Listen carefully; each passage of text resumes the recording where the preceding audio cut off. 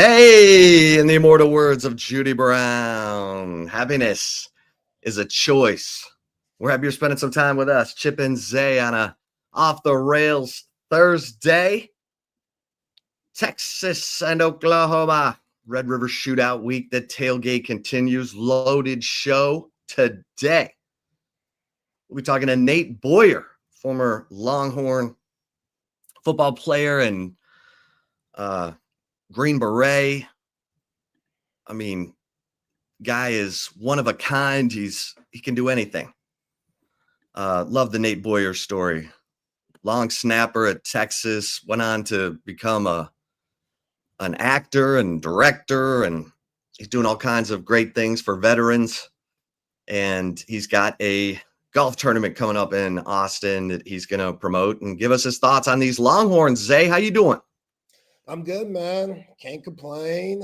Thursday, 2 days till Red River. I guess 48 hours from now, basically will be kickoff. Excited for that.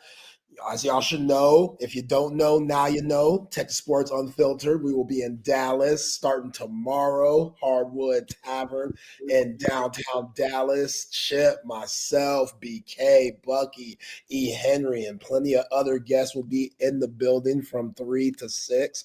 Brought to you by Audiovisual Consultations, Covert BK, Daymaker Half Day Cafe, Syntax Tickets, Austin Duck Adventures, Hayes City Store and Ice House, Port O'Connor Premier Lodge, and 7-Eleven. And we will also be on the fairgrounds at the State Fair pregame show, the official pregame show, Texas Sports Unfiltered, from 11:30 to 1:30. So if you're going to the game, be safe. Come check us out. We'll be chopping it up, getting ready for the game. And hopefully you Texas fans could put your boy in a good mood, because I'm not feeling good about this game. If somebody wants to bring your boy a turkey leg, you know what I'm saying? Just for shits and giggles, just because your boy Zay might be a little down. You know, having to critique these Longhorns, Chip, it's been painful because I want to be positive so bad. I know you call me doomsday every once in a while. You're seeing a lot of doomsday this week, and I don't like that. It's not good for a brother's blood pressure. You know what I'm saying? You know, it's just not good for your brother's mental health. I want to be positive. I want to be, optimistic, excited. And this Texas football team thus far this season, it's been very difficult to be that. So, again, Texas fans, cheer me up tomorrow. Check us out, Hardwood Tavern, downtown Dallas, or on Saturday at the fairgrounds. I will be in a good mood, but, we'll see. It could be better. I know that. It could be better. It could be better, right? It could be better. Let's see. Let's see if it can be better. Yeah, hearing Nick Brooks seems like he gonna be the guy. I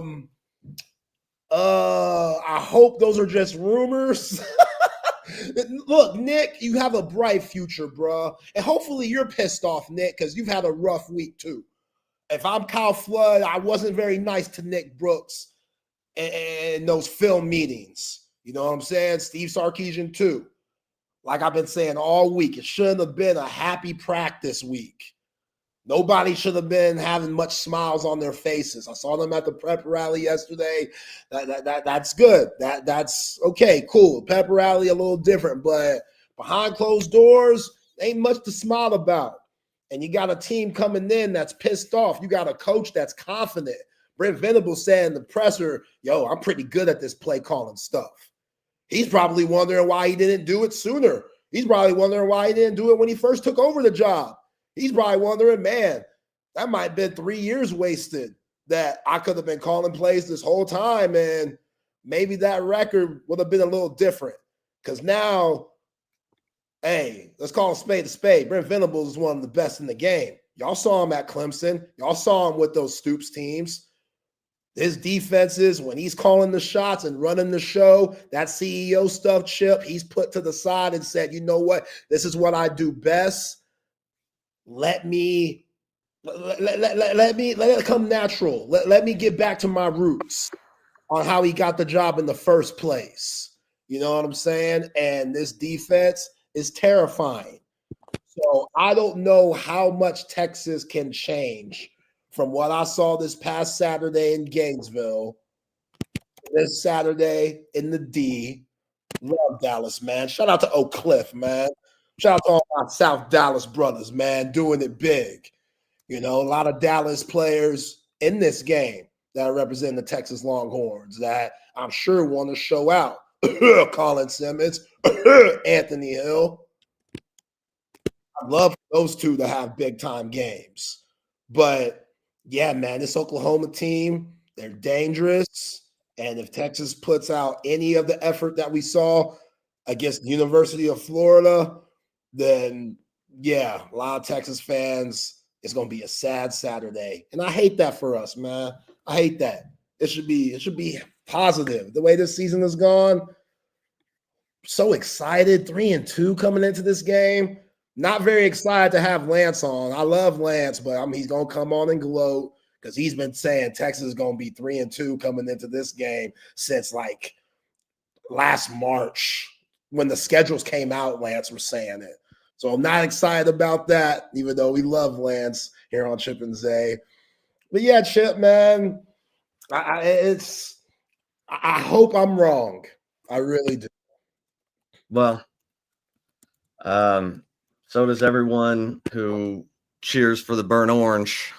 And look, sometimes you get smacked in the mouth because you fall for the okey doke. You watch the film, or maybe you didn't watch the film as closely as you should have, but you saw the record and you went into the swamp thinking, if South Florida can do it, we can do it, without having the right mindset, the attacking mindset, the physical mindset, and you got out physicaled and it got away from you and everyone was looking at each other and it just, and still, as bad as Texas played, they had a chance to tie the game in the final minute. Sometimes you get caught and then you bounce back. And that's what everybody's looking for. That's what everybody's wanting, who's cheering for Texas, obviously. Oklahoma fans are like, you just stay down. Remember that, scene in Rocky's, man, he's like, stay down, stay down. And Rocky got up and he just kept on fighting. Adrian. But, man, that's what this game, they say all the time, coach doesn't have to say anything to the team. Now, Steve Sarkisian said he did have a come to Jesus conversation with his team on Monday where everyone got challenged, coaches included. And that's great. But typically for this week, this game, you don't have to say anything. The players know. They know it's the border war. It's Red River Shootout. It's the greatest game day atmosphere in sports. And now Oklahoma's the number 6 ranked team in the nation, and Texas started off number 1, never should have, but they did. And then, it's it got away from them, but you can bounce back. You know what I'm saying? And that's what everyone's hoping for. Yeah. And obviously the biggest talk with this game is John Mateer. Will he play? I mean, I really want him to. I do. Oh, he's going to play. So you guaranteeing it, huh? Well, I mean, come on. He's questionable on the injury report. That dude's playing. He wants to play. He's all about it. He's a warrior. I mean, this is what he wants. All right. Can he make all the throws? That's all I'm saying. Well, I'm no expert, but I feel like the thumb plays a big part in the quarterback trying to do what he does. You feel me? So if he's the toughest man in the world and it's not going to let that affect him, he's never been a part of this before. I get it. He's a Texas kid, Little Elm High School, so he knows a little bit about it. But this is his first time being in this game. What kind of rust is he on? Because, again, I'm not picking Texas to win it. Sorry, y'all. I can't do it. Don't blame me. Blame them. Zay, what kind of stuff is that? No, I can't go homer here. I can't do it. That offensive line, Florida was one of the worst teams at pressure in the quarterback, one of the worst teams in sacks coming into that game. They made Arch Manning look like rump roast. Can't do it. But if Texas wants to win the game, there's going to have to be some serious turnovers forced on that defense. And I'm not talking normal turnovers either, Chill. I'm talking about like almost pick sixes, almost scoop score fumbles, block punts type stuff. Like the defense is going to have to make some big time plays to give this offense great field position. Not good, great field position. Because I don't know what you do with this defense for Oklahoma. They just so many guys that are just playing big time football. Like David Stone, Grayson Halton, Jaden Jackson, Nick Brooks, Cole Hudson, DJ Campbell. Are y'all ready for that?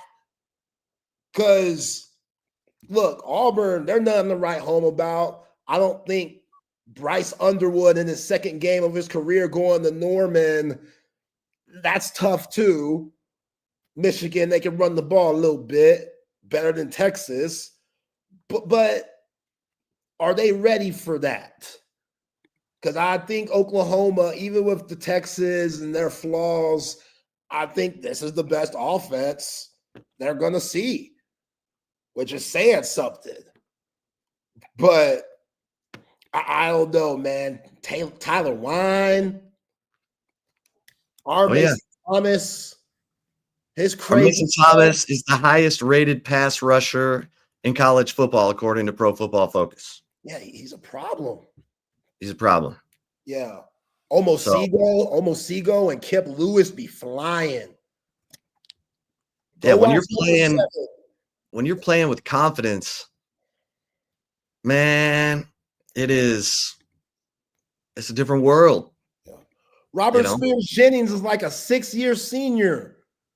That dude's been in this freaking lineup, I don't know how long. I'm like, damn, he ain't graduate yet?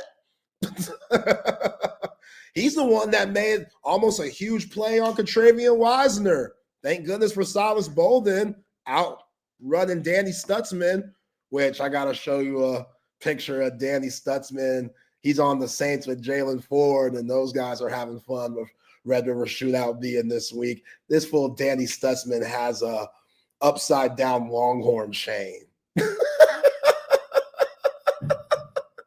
So not only does this fool have the upside down Longhorns on his thigh, this fool has a chain upside down Longhorn. I gotta find the picture, but Jalen Ford, he put it on his Instagram, and in the caption that says, "Daddy's way too obsessed with the Longhorns." But I feel him. Like Daddy Stutzman, say what you want about him. That's what this rivalry's about. Hopefully some of that magic where just weird shit happens in this game, and all the stats that we've seen, all the games and snaps that we've seen thus far from both teams, you could just throw it out the window for Texas fans' sake. I hope that's the case. But I'm really having a hard time seeing Texas coming out victorious. And I hate that. Like, damn, 3-3 going into Kentucky, like preseason number 1. Where's your pride at? That heart-to-heart meeting. I hope he cussed some people out in that heart-to-heart meeting, because somebody need to be cussed out. I get it. We're in a new generation where, guys, they put their head in their, under their legs when somebody barks at them a little bit. But come on, man. Come on. We need some hard-nosed. We need some hard-nosed guys in this type of game. Like Mookie Taft, Ant Hill, the leaders. There's not as many as last year or the year before, but the ones who are, y'all got to do even more. And hopefully those other guys, they can follow suit. Well, what did Dan Neal say? He said, I need football players. I need football players. When he was talking about the offensive line, he's like, more than large humans. I need football players. He was talking about Cam Scattaboo and how grimy that guy is. Nobody wanted him, and now he's up playing for the Giants, getting after people. We'll see him tonight. I mean, and Dan is a football player. I mean, Dan was undersized. He went up against Sam Adams in high school there at Sci-Fair. And then he had to go up against Sam Adams at A&M. And then he had to go up against Sam Adams with the Ravens when Dan was with the Broncos. It's like, I can't get away from this guy. And he was always like, Sam is like Casey Hampton. They're the scariest guys because they can beat you different ways. So you can't set up, one way to beat them. You've got to be nimble and quick enough and smart enough to leverage those guys no matter what they do. And that's where you're looking at this Texas offensive line saying, okay, where's your fight? Where's your Texas fight? Because everybody's looking at you. Everybody's talking about you this week. Everybody's questioning you. Hell, I've written stories this week. I've never written so many damn stories on the offensive line in 1 week coming out of that game because everybody's questioning everything. Like they're not only questioning who's playing, they're questioning why didn't the coaches see this coming? Dan Neal even said that. He said, I mean, did you not, like, you spent all off season, you spent a quarter of your season, and now you're shuffling the deck? Like, did you not see this coming? Because now you're saying, oh, we're wrong. We got to change it all up. Steve Sarkisian was asked today, would you consider moving Cole Hudson to left guard, Connor Robertson to center? He said, we've considered it. And, Dan Neal's like, okay, you're totally shuffling the offensive line and we're approaching the midpoint of the season. What Dan says, like, he'd never been more frustrated and upset after a UT football game because he's watched bad UT teams play and knew to expect them to play poorly. He said, this team I thought was better.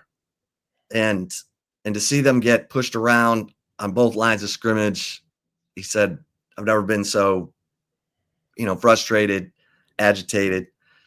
So it's, there's a lot going on here. This is a call out to this entire Texas football team. Pride, fight, all of it is on the line Saturday at 2:30. You're going up against your dreaded rival in the greatest game day atmosphere in sports. Yeah. Obviously, Zay, I think it's tough to pick Texas, in part because there are so many players who've not experienced this game. Oklahoma has a lot of guys back who have experienced this game. Now, John Mateer, the quarterback, has not. Michael Hawkins has. But you've got a lot, that offensive line and that OU defensive line, they've experienced this game. Those dudes were in this game a year ago. They got embarrassed. And they're hungry. You would think. The film says the OU defense is totally legit. The OU offense is shaky. It's got the same kind of deficiencies that Texas has. They're running their quarterback. That's how they make their running yards. And then they need to hit on some plays down the field in the passing game and make something happen. And you're right. In terms of turnovers, so, I mean, I guess this is kind of encouraging. Texas has forced 9 turnovers this season, and 5 times Texas has converted those turnovers into 4 touchdowns and a field goal. So that's, you'd like that percentage a little higher, but hey, you'll take it. All right, I see him right now. Look at this guy. This handsome man. Yeah. What's One up? and only Nate Boyer. What's up, Nate Boyer? How are you doing? You're looking snazzy, my man. Oh yeah, I got a Thursday wedding, kind of like Thursday night football, Ooh. Once in a while, you get a Thursday night game. So Well, Yeah. hello. Okay, Thank so you. tell us what is going on. You do great work. We were talking about your story earlier. It's one of the best stories Texas football's ever seen. Thank you for your service to our country. And you go play pro football with the Seattle Seahawks. Then you get into Hollywood, but you've always kept the veterans close to your heart. You've always done great work. Tell us about what you got going right now. Yeah, no, appreciate that, Chip. Merging Vets and Players is the organization co-founded about 10 years ago with Jay Glazer. And what we do is we bring together combat vets, former professional athletes, help them find purpose and identity when they lose a uniform. And with collegiate athletes, in a sense, being professional athletes now through NIL and all that, we're working with more collegiate athletes as well. But what we've got coming up after we beat OU is on Tuesday. Don't laugh now. I'm flexing. We're flexing. We've got on Tuesday, on October 14th, at Westlake Country Club. We've got a golf tournament, Sport and MVP. So Coach Brown's going to be down there. Michael Taft's been supporting us on the back end. And we've got like Casey Studdard and some other former players. Some of that national championship team will be out there. You guys should make it out if you guys can come too. We'd love to have both of you, Zay and Chip. So if it works out, that'd be awesome. But it'll be at I think registration's at 9, tee off at 10. The proceeds going to MVP, and you know how it is. It's going to be a good time. A lot of smack talking, and yeah, hopefully coming off a big W. MVPGolfClassic.com is where people can go to sign up. Is that right? Absolutely. Yep. I think we've got about half a dozen foursomes left. So we're pretty close to full, but we've got some space, and there is some room for some sponsors as well. If we're off. You know what we're doing too? I'm just going to put it out here. Probably not supposed to, but the promo code is Nate. So keep it here. If you're listening, you keep that here unless it's friends and family of yours. But go ahead and use that. And I think you get 25% off of everything. And we're doing some discounted sponsorships and stuff too. But again, it'll be a great time. And proceeds will be going to merging vets and players. We've got chapters all over the country where we'll meet up in the gym, vets and athletes together. We'll train for about 45 minutes, and then we huddle up afterwards, and it's just peer-to-peer, open forum. Lay it all out there. Talk about your stuff, good stuff too, not just all the heavy stuff. But it's a place where people are going to get you. The sports, the athlete community, and the veteran community are connected in a lot of ways. Of course, war and playing sports and battlefield, ball field, different places, but the locker room and the identity with the uniform and the purpose, all that stuff's very similar. So anyway, that's what you'll be supporting by coming out. Yeah.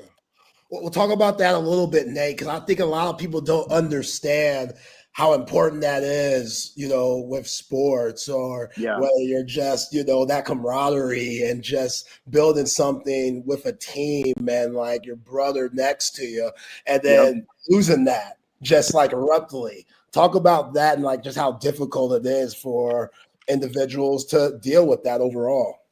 Yeah, I mean, it was tough for me. I think it's tough for everybody. And I was lucky to have football, that locker room, even though, I was 10 years older than the other freshmen at Texas.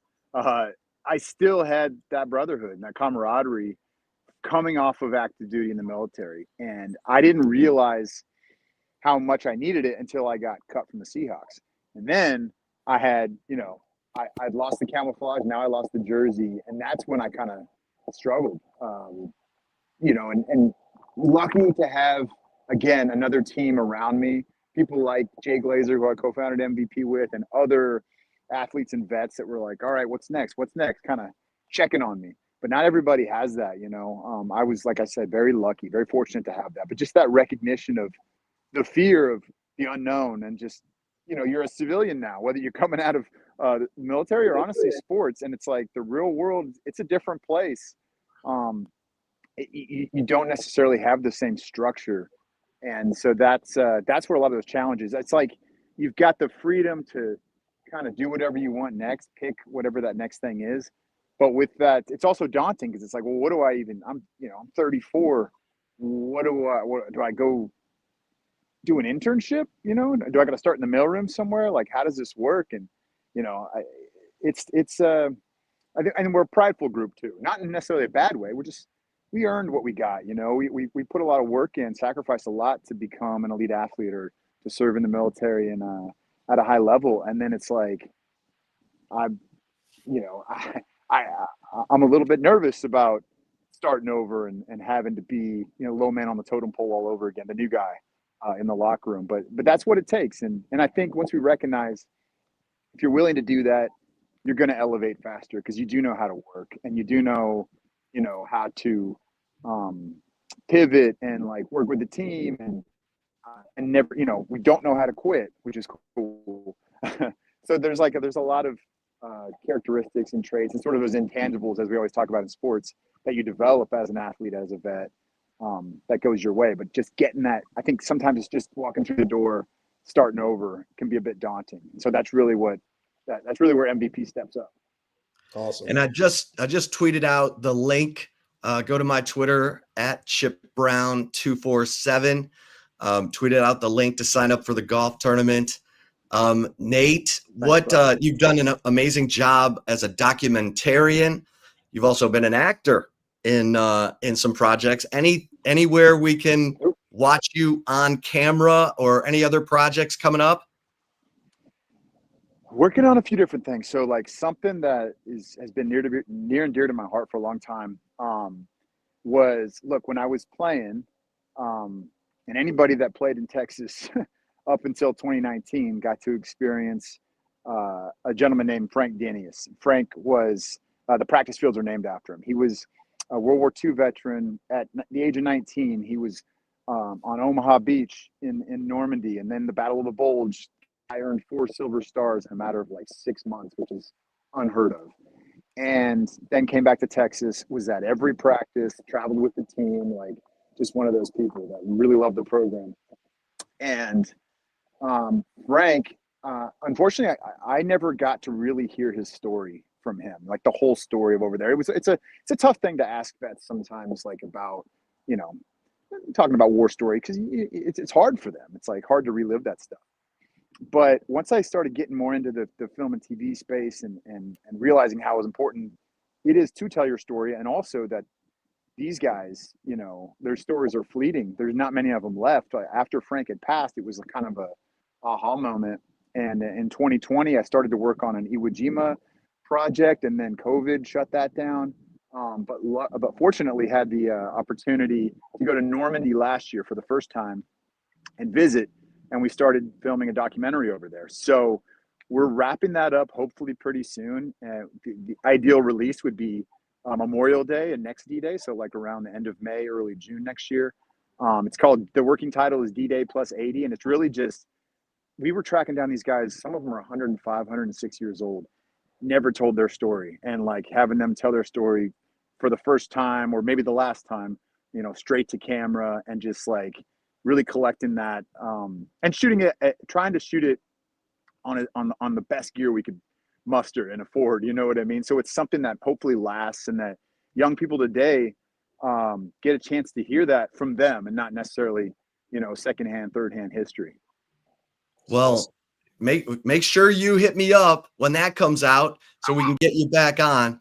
All right. I know you gotta bounce, but give us your thoughts on this Texas football team and what you're hoping to see Saturday.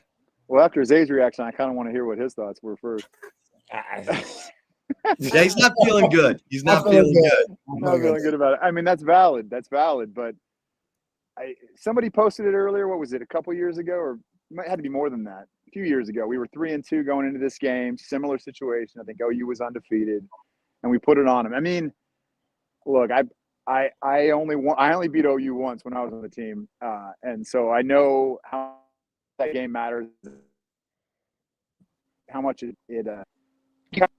every game you feel this a little bit, but with that game more than anything, the tone gets set pretty early. Granted that when Caleb Williams came back and beat us a few years ago, I felt like early on, we really set the tone, then they flipped it. But normally it's not so much like that. It feels like whoever's kind of pushing the other one around on the line, it doesn't change throughout the game. It's kind of like it's set right away. So it's like after getting pushed around by Florida, I feel like we've got to be because we're better than that. We're tougher than that. We know that. Yeah. We've seen it. And even against Ohio State, where we had a chance to win that game, like we would have played, and we didn't even play great. If we would have played that game, we would have whooped on Florida. You know what I mean? But we just like kind of another level of just on our heels, not really firing like we need to be. And if they come out firing like they can, and we've seen, I'm not gonna say we should have no problem, but we can physically dominate the game and win at the line of scrimmage, and that's what it's going to take. So I still believe, and I'll still believe if somehow OU gets lucky and ekes out a win, I'm still going to believe. Like we're going to get there, and I think Arch is going to continue to develop and improve, and he's going to get poo-pooed on plenty because of the last name on his back, and he knows he hasn't played at his level that he's capable of. But I still got faith. Zay, you got one more? Nah, Nate, I had to tell my wife because MVP was on streaming, one of the streaming services the other day. And I had to tell my wife, hey, I know that guy. She was like, you don't know him. And I was like, I know him. I know he's somebody, but I know some people. So, yeah, appreciate you, Nate. You're going to have to vouch for me next time, man. No, I got you, brother. Whatever you need. I appreciate you. Well, Nate, again, everybody, the website to sign up for the golf tournament on October 14th is mvpgolfclassic.com. Nate and a bunch of Longhorns from the 05 National Championship team, and just a lot of fun out there at Westlake Country Club off of 360. Nate, man, you're the best. Stay in touch. You're doing great. You're doing great stuff, man. Thank you, guys. One last thing for that tournament. There's a lot of vets that are going to be playing in that thing, and there's a few that can't really afford it. So if you can't come out and play, there's an opportunity to sponsor a vet, and definitely use my promo code if you want for that too. Sponsor a vet to play in it. It would mean a lot. The proceeds still go to the charity, to the organization, but it covers their fee, so those guys can play, because there's a whole bunch. We got a list of those guys and women that want to come out and join us and play. We want to be able to make that happen. So that's another option. But anyway, thank you for having me on. I really appreciate it, guys. Hey, appreciate you. Appreciate you. Always, man. Yes, sir. Keep up the good work, my friend. Definitely. What am I doing with this? There we go. That's what I'm at. None of that fight on stuff. Welcome, baby. Hey, you're looking good. Thank you. Yeah, so go have some fun tonight. I will. All right, brother. Cool. See ya, Nate. There he is. Nate Boyer, Green Beret, former Longhorn long snapper, played in the NFL. Now he's a movie actor and a documentarian. This guy's unstoppable. You know what I'm saying? See, that's the positivity I needed, man. That now, just by hearing Nate, I'm taking my score from 20-13 to 17-13 Oklahoma. Appreciate you, Nate. I don't even know what that means. Like, you still have Oklahoma winning. I still have Oklahoma winning, yes. But Nate made me shrink it a little bit. It's going to be a little closer now? Yeah, it's going to be a little closer now. That's it. Okay. You know what I'm saying?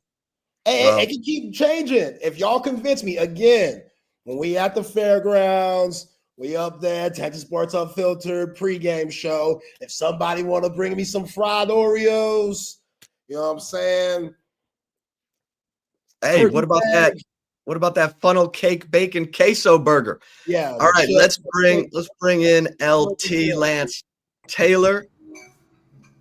Lance Taylor sadly called I called him after the Florida game, and I said, you called it. He said Texas would be 3-2. He said this before the season, and OU would be 5-0. LT? I don't want to take a victory lap on this. It was just a early prediction in the summer. I'll tell you how long ago it was, too. I didn't realize how many people I said this to. We had Josh Pate on our show earlier today. And June 18th is when we had him on one time over the summer, and I brought this up. I was like, be prepared for a world, because it will happen, where Texas is 3-2 and Oklahoma's 5-0. I thought Texas, I really thought the difficulty of those games, obviously Ohio State, and I think Ohio State is as close to an elite team as we've got right now. So that one's not surprising.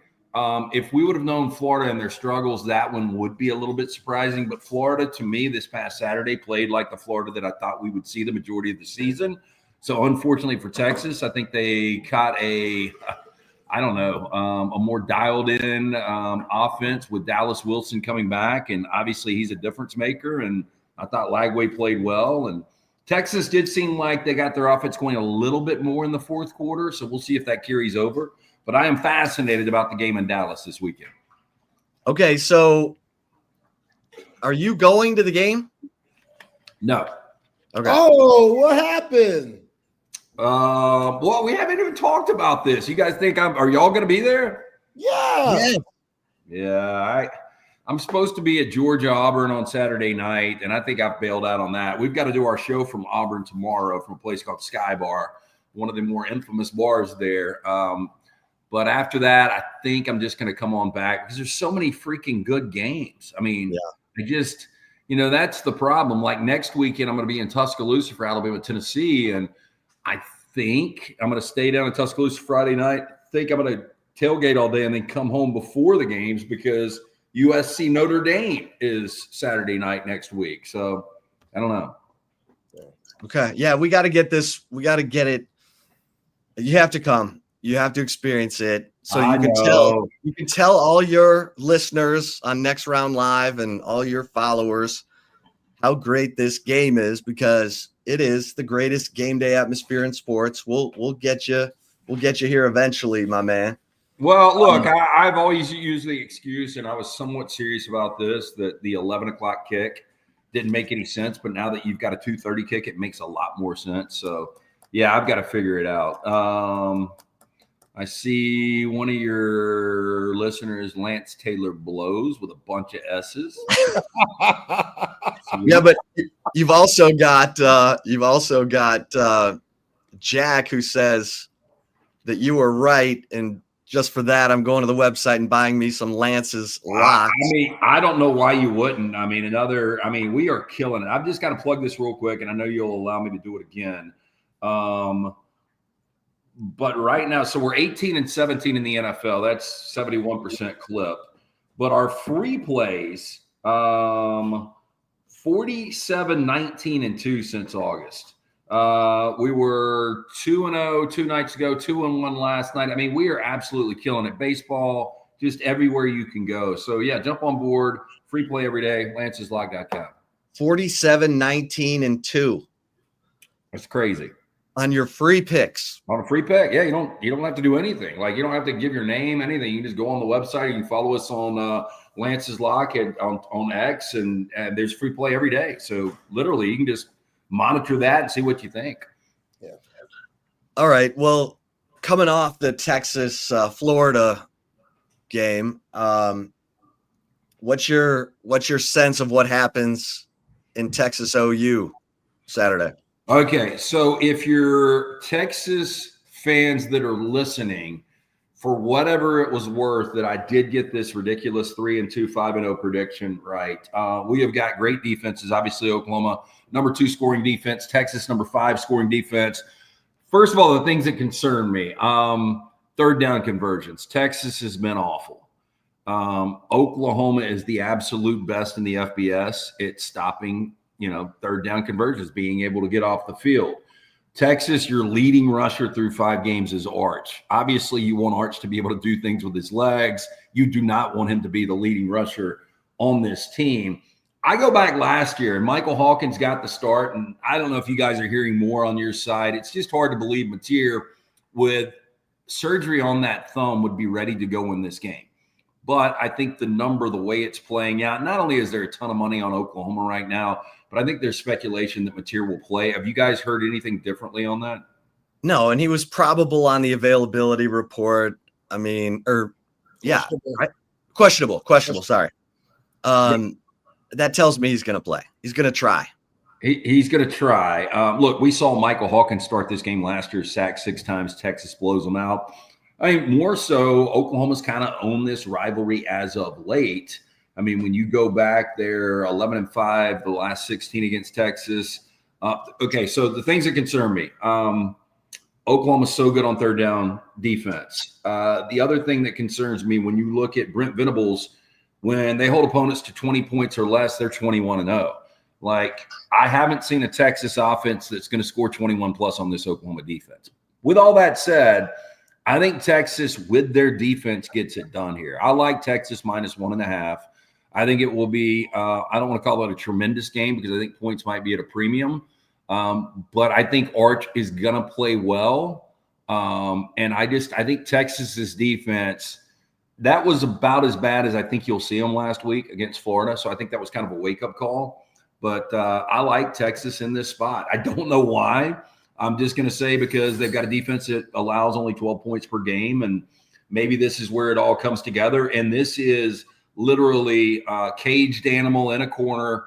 If you are going to have a semblance of any type of decent season moving forward, at least based on the expectation, you absolutely 1,000% have to win this game. So I think they will come out here on fire. You just hope that they're able to convert some of those third downs. They have a semblance of a rushing attack, and Arch doesn't make mistakes. I think Texas' defense it does not fear me if Mateer plays, Hawkins plays. I think the defense will show up. It really just depends. Can Texas's offense not put their defense in a bad spot? Yeah. Lance, you've always been critical of Steve Sarkisian. The part of me definitely understands that. The part of me is like, man, you hard on him a little bit. But I get it. You know, dude's 2-10 against top 10 teams since he's been at Texas, 5-18 his whole career. It seems like he kind of, you know, when it comes to this offensive line and evaluating these guys, they kind of missed there, didn't go in the portal. Your thoughts on Sark? Yeah, look, I mean, I give Sark a lot of credit. He finally has back-to-back double-digit win seasons, going back to the final year in the Big 12 and winning that conference and then playing for the SEC championship in year one and really should have won it. And they go to the college football playoff and, you know, they win a couple of games. So I think Sark has really grown as a coach. I think he's easy to pull for. And I think more people have jumped on my side now with Dabo. So the thing that bothers me about Dabo, not only is he so hokey, but it's always woe is us, little old Clemson. And the other day when Sark was asked about the offensive struggles, and he brings up, well, if there were 100 and how many teams are there? Well, there's 136, but basically if 135 other ones played in Columbus, they would struggle too. Well, how many teams are Texas? Like when you start to look budget to budget, I mean, Texas is literally a handful of 4 or 5 teams that have the resources to play with a team like Ohio State. So I don't like, you know, that's a side I really haven't seen of Sark, and I hope he doesn't start, you know, going that direction. But I have been critical of Sark. I just never seen him win a championship, and now he's got every opportunity to do it. And, you know, I don't know how you guys feel, but as we roll into week 7 of the college football season, I believe at this point, Arch Manning is the most overhyped player in the history of college football. Now, will that turn around? Possibly. And it needs to turn around this week if, again, Texas is going to have a semblance of a pretty successful season. But I have been shocked. You know, I didn't think he was going to be necessarily elite. I didn't think he was going to be a guy that won a Heisman Trophy. But I thought he'd be better than this because I do have so much respect for Sark and what he does offensively. And going back to the way he called games under Nick Saban, I mean, it really was art when he gets into his rhythm. I mean, it just clicks. And man, for a Texas fan and for you guys, it's got to be frustrating because there is no rhythm or flow to this offense. No, the identity is Arch Manning running and mostly running for his life. So that's Dave, back to your point. I am, you know, the evaluation of the offensive line, but I'll tell you, man, there's some really, really sketchy, bad offensive lines out there in college football. Like Auburn went out, they were supposed to have their best offensive line they've had in a decade. And what have they done? They've given up 20 sacks, most in the FBS right now. They went out and paid a lot of money for tackles from USC and Virginia Tech, and it's been a disaster early on. You know, Georgia's offensive line hasn't played well. You know, both sides of the ball has been a problem for Georgia. You know, obviously Texas's offensive line has not been good. So that's baffling. Okay, well, Alabama at Missouri. Huge game. Bama favored by what? 2.5? Yeah, 2.5, 3, depending on where you're shopping it. It's an 11 o'clock game. I try to avoid those games. I like Missouri a little bit. Going into last week, I liked Alabama over Vanderbilt. We were fortunate to get that final Jam Miller touchdown there on the 4th and 1 to cover. Different animal here. I mean, not only, and this sounds so weird because you look at the brands. I mean, Vanderbilt, obviously bad historic brand.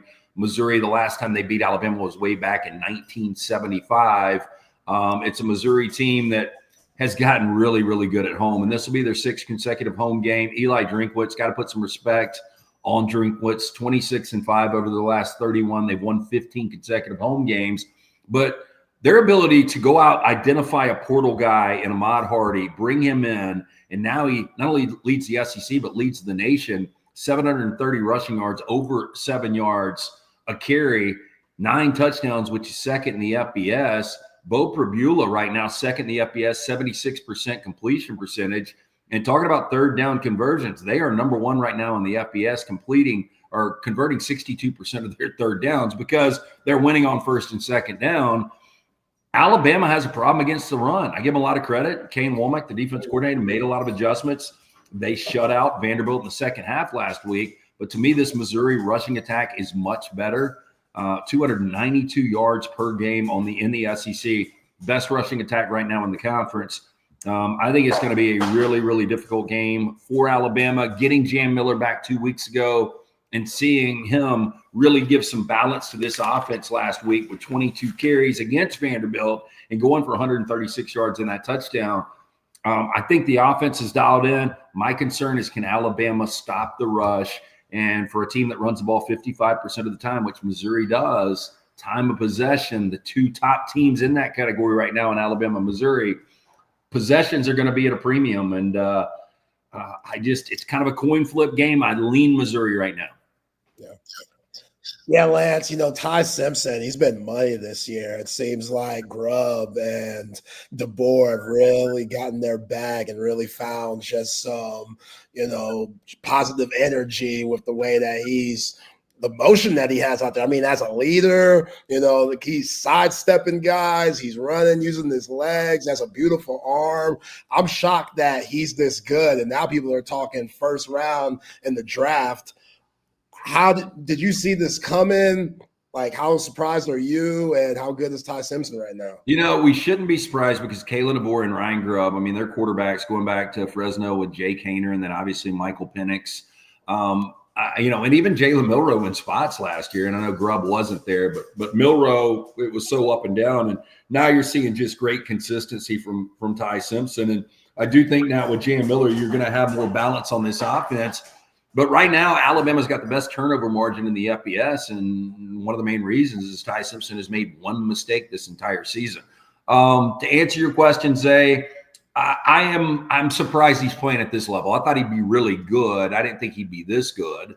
And I saw some mock projections, had him going number 24 to my Rams. A lot of people sent me that this week. Again, I don't want to toot my own horn here, but I think my offseason prediction that was the best, at least at this point, and I don't know if I told you guys this, I said the number 1 overall player taken the next Mays draft will be Fernando Mendoza, the quarterback for Indiana. And right now, if you go to sports books, your favorite to be the number 1 overall pick is Fernando Mendoza. Now, he goes on the road. They're catching 7.5 against a really good Oregon defense and one of the best college football atmospheres in Altstadt Stadium. So, if Fernando's able to do what he's been doing this season there, watch out. Same kind of with Ty Simpson. Like, Missouri's defense is much better than advertised. So I am a little surprised he's playing like a 1st-round guy right now. But he's got a ton of confidence, man. And this team loves him. So, then the receivers are really, really good. Ryan Williams got to work on the drops. But, man, this Alabama offense is legitimate. Well, I'm trying to see Fernando Mendoza, having come from Cal. Surely he played at Oregon, but I don't know that. Looking. But so who do you like in that one? Indiana? I'm going to be pulling for Indiana. I think the one thing that they haven't done in their 18 games under Kirk Cignetti is they finally beat a ranked team this year in Illinois, and it wasn't even close, but it was in Bloomington. This is not a ranked team. This is an elite team in Oregon, and what Dan Lanning has built. Dan Lanning has had a lot of success in these games. He's 5-4 as a head coach versus top 10s. This Indiana team coming in, the thing that they have not accomplished yet is they haven't slayed an elite team. And now they have an opportunity to not only slay an elite team, but do it on the road. They're third in scoring defense, giving up less than 10 points per game. But as good as Mendoza's been, Dante Moore's been right there with him, completing almost 75% of his passes. The Oregon win in Happy Valley doesn't look nearly as good now after what happened with Penn State in the Rose Bowl last week against UCLA. So, I try not to compare scores, but it is hard to get that look out of what we saw where they were down 27-7 at half. With all that said, I think Oregon probably wins the game.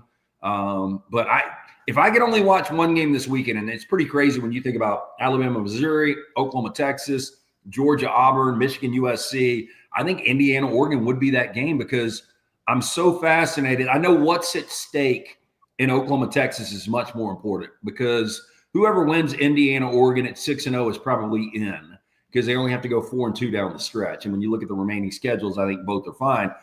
There's a good chance the loser of this game gets in. But obviously, if Texas loses, done. So, the finality and the repercussions of one of those games much more important. There's just something fascinating about Indiana going on the road. And by the way, CBS finally getting a good game outside of their contract with the SEC.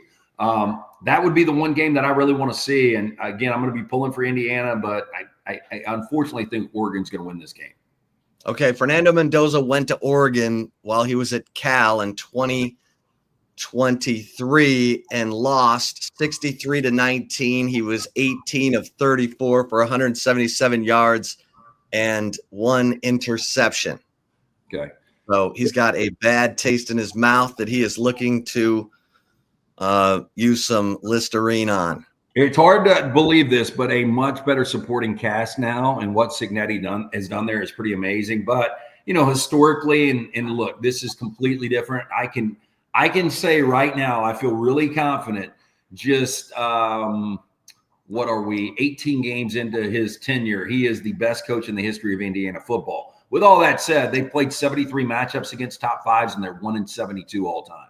So they haven't had a lot of success in this spot. I do think Mendoza is a tremendous talent. And man, there could be so many storylines coming out of this weekend. Texas's third loss, dead and buried, get them out of the way. If Indiana goes on the road and beats Oregon, watch out. Not only is Indiana for real, but Indiana is in the conversation to win a national championship. I think still kind of the same with Missouri. If Missouri was to beat Alabama, the one thing that you would have a little reservation about is the fact that all 6 of their wins are at home. And he has been so good at home, and he really hasn't been good on the road, him being Eli Drinkwitz. But Missouri all of a sudden becomes a massive story if they're able to knock off Alabama. Yeah. Lance, does Florida still have some of their magic that they saw against Texas when they go down to College Station to play Mike Elko and the Aggies? Right now it's 7.5 going A&M's way. Your thoughts on this one? Zay, it's interesting because when Billy Napier is in a corner, he seems to get the best out of his team. And if you're a Florida fan, you got to be really frustrated about that. You're like, why do you have to be in this situation to play so well? But the offense is still bad. I thought it was really good this past weekend against Texas, but they're still 100 and scoring just a little over 22 points per game. I do think this Dallas Wilson kid, I had no idea he'd be this good. But just one game, just that little look in on him, I was, damn, he could be a difference maker. They've lost 10 straight against top 5s. I'm not completely sold that A&M is a top 5 elite team that can win a championship. They haven't been good enough against the number. They're 2-8 against the spread their last 10 out. On the other side, although Florida's been uneven, they're 11-4 their last 15 against the spread.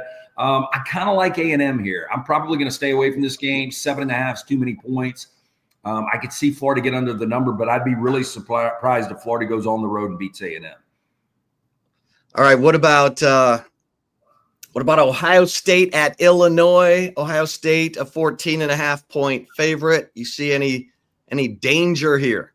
I don't. Luke Altmaier's playing great, but he hasn't seen a defense like this. And, I think we all talked about this. When you lose Jim Knowles to Penn State and you bring in Matt Patricia, there was kind of a head scratch and like, how good can this defense be? Well, they've given up 25 points through 5 games. I mean, it is insanely like lockdown, airtight, and as good as Luke Altmaier's been, and this is an offense from the Illini that averages 37 points per game, I don't think they're going to be able to move it.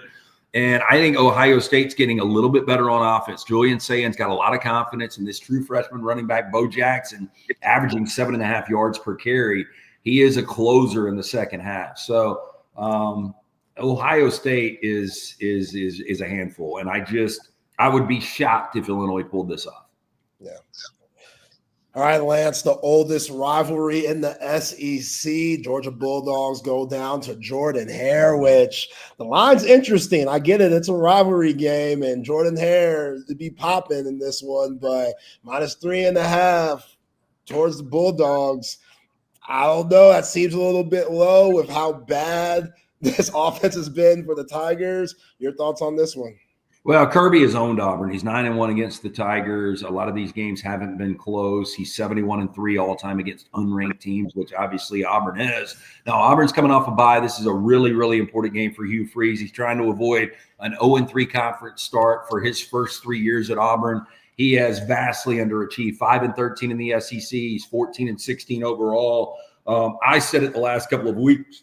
If they go out there and they get run at home on a Saturday night coming off a bye, and he drops to 0-3 again, I could see a move being made on Hugh Freeze this weekend. Now, I'm in the minority. Nobody else believes that. I just don't think it's going to get any better. He tries to sell, and I like Hugh Freeze a lot. And I thought this was a slam dunk hire, but he tries to sell, man, we've lost 2 games on the road to top 10 teams. True. But if you look back at that Texas A&M game, without that 76-yard interception return, and then Jackson Arnold gets in 2 plays after that, that was really a 3-touchdown game. I mean, A&M dominated that game. I do believe Auburn is going to come out and play their best football of the year. I think Georgia up front on both sides of the ball has had problems. Auburn's only given up 2.6 yards per rush, which is second best right now in the SEC. Only Oklahoma, by the way, Texas fans, is better than that against the run. I just, the Auburn offensive line scares me to death. This is a little thing that's just a side note for me. They're going to retire Cam Newton's jersey at halftime. Every time I play a team that retires a jersey, I lose. I know. But I will be on the Auburn Tigers plus the 3.5 Saturday night. I mean, to me, it's rally the troops. It will play out, crowd included, much like Florida did last week against Texas. All hands will be on deck. The crowd will be there. They know that this is it. Like, if they lose this game, their season's completely done. So much like Florida last week, Auburn will play like that, and I think Auburn will get the win. Live dog situation against Georgia. LT, you're the best. Tell everybody what's going on over at lanceslock.com. So we're killing it, man. We've got a player prop up tonight in the NFL in that Eagles-Giants game. We've got 2 college football games up for you. We've got multiple Major League Baseball plays up for you. We've been killing the free play. We're 18-7 through 5 weeks in the NFL. That's a 71% clip. It doesn't get any better. You can play daily package. You can get the whole month for $100. Tried and true. We're in year 12 right now. We're very transparent. There are ups and downs in this business, but we're on a big up right now. Roll with us. And the crazy thing, guys, our Saturdays haven't been good. Like last Saturday, we were 3-5, and we just had some unbelievable beats. Now, we did get one without Alabama Vanderbilt, but we're going to have a huge weekend. So we're killing it right now. Jump on board with us at lanceslock.com. Are my Tigers going to win tomorrow in Seattle? Well, you got Scooble on the hill. Now, I said before the playoffs started, I thought Seattle was going to win their first ever championship, go to their first ever World Series. Boy, the games in Seattle, man, this is tough. But, I mean, it sets up perfectly. I mean, I know you would have taken this, winning your first game in Comerica Park yesterday for the first time in over a month. and to have it a one-game elimination situation with the best or second best pitcher in baseball on the hill, pretty good spot. I'm still going to lean the Mariners, but I don't feel good about it now. All right, brother. Let's do it again next week. You guys be good. Enjoy the games. Be safe. Enjoy the fair. You, man. Absolutely. Absolutely. There he is, Lance Taylor, lanceslock.com. I mean, what a day of guests it has been. Nate Boyer, Lance Taylor, and now we bring in the executive director of the Panini Senior Bowl, former national scout for the Dallas Cowboys, and defensive coach, coordinator. Thank you. Coordinator. Hey, let them know, Drew. And I want to start there with you, Drew, because I got to show you guys something real quick. You're gonna die. Oh, okay. I like this. I got a little surprise from Panini yesterday. Okay, and I walked out. I was walking out, saw the box. How about this? He got the chain. Oh yeah. Isn't that great? Oh yeah. That's awesome. Yeah. Yeah, we gotta tighten up that necklace. You can wear that when you're on with us. You know what I mean? Hey, trust me, I already posted something today. It was classic. Dude, Okay, that's on your your yeah. It's on DFAB SB. DFAB SB. All right, go to DFAB SB on the socials. And it's awesome. Yeah. My content guy did a great job with it. Yeah. I love it. I love it. Fire away, dude. I'm sorry to interrupt, but you had to see that because I laughed my tail off last night when I saw that. That's not quite classic. my style, but I love it. Well, I was going to ask you because, Texas obviously was not prepared for Florida. They got bullied on both lines of scrimmage. Do you remember, in your years of coaching, because, that was a so-called trap game. You're playing a team with a lesser record on the road before you play your big rival. Do you remember a game where no matter what you did to get the players' attention, it just didn't happen and they end up, getting smacked around like they hadn't shown? It's certainly defensively, Texas hadn't shown that. And I mean, that was a mess in the swamp last week. see, I'm thinking you're forgetting just one piece of that too. They were desperate. Yeah. And that's the other piece of it. When you're looking at a desperate team, you got to be prepared for their best shots. And I'm sure they threw the sink. I mean, I'm sure they did everything they possibly could. They had time to prepare for them. They played well. I mean, they did. Lagway played really well. Like you said, the offensive line. On one leg. Pardon? Lagway did that on one leg. I know. And he was protected well.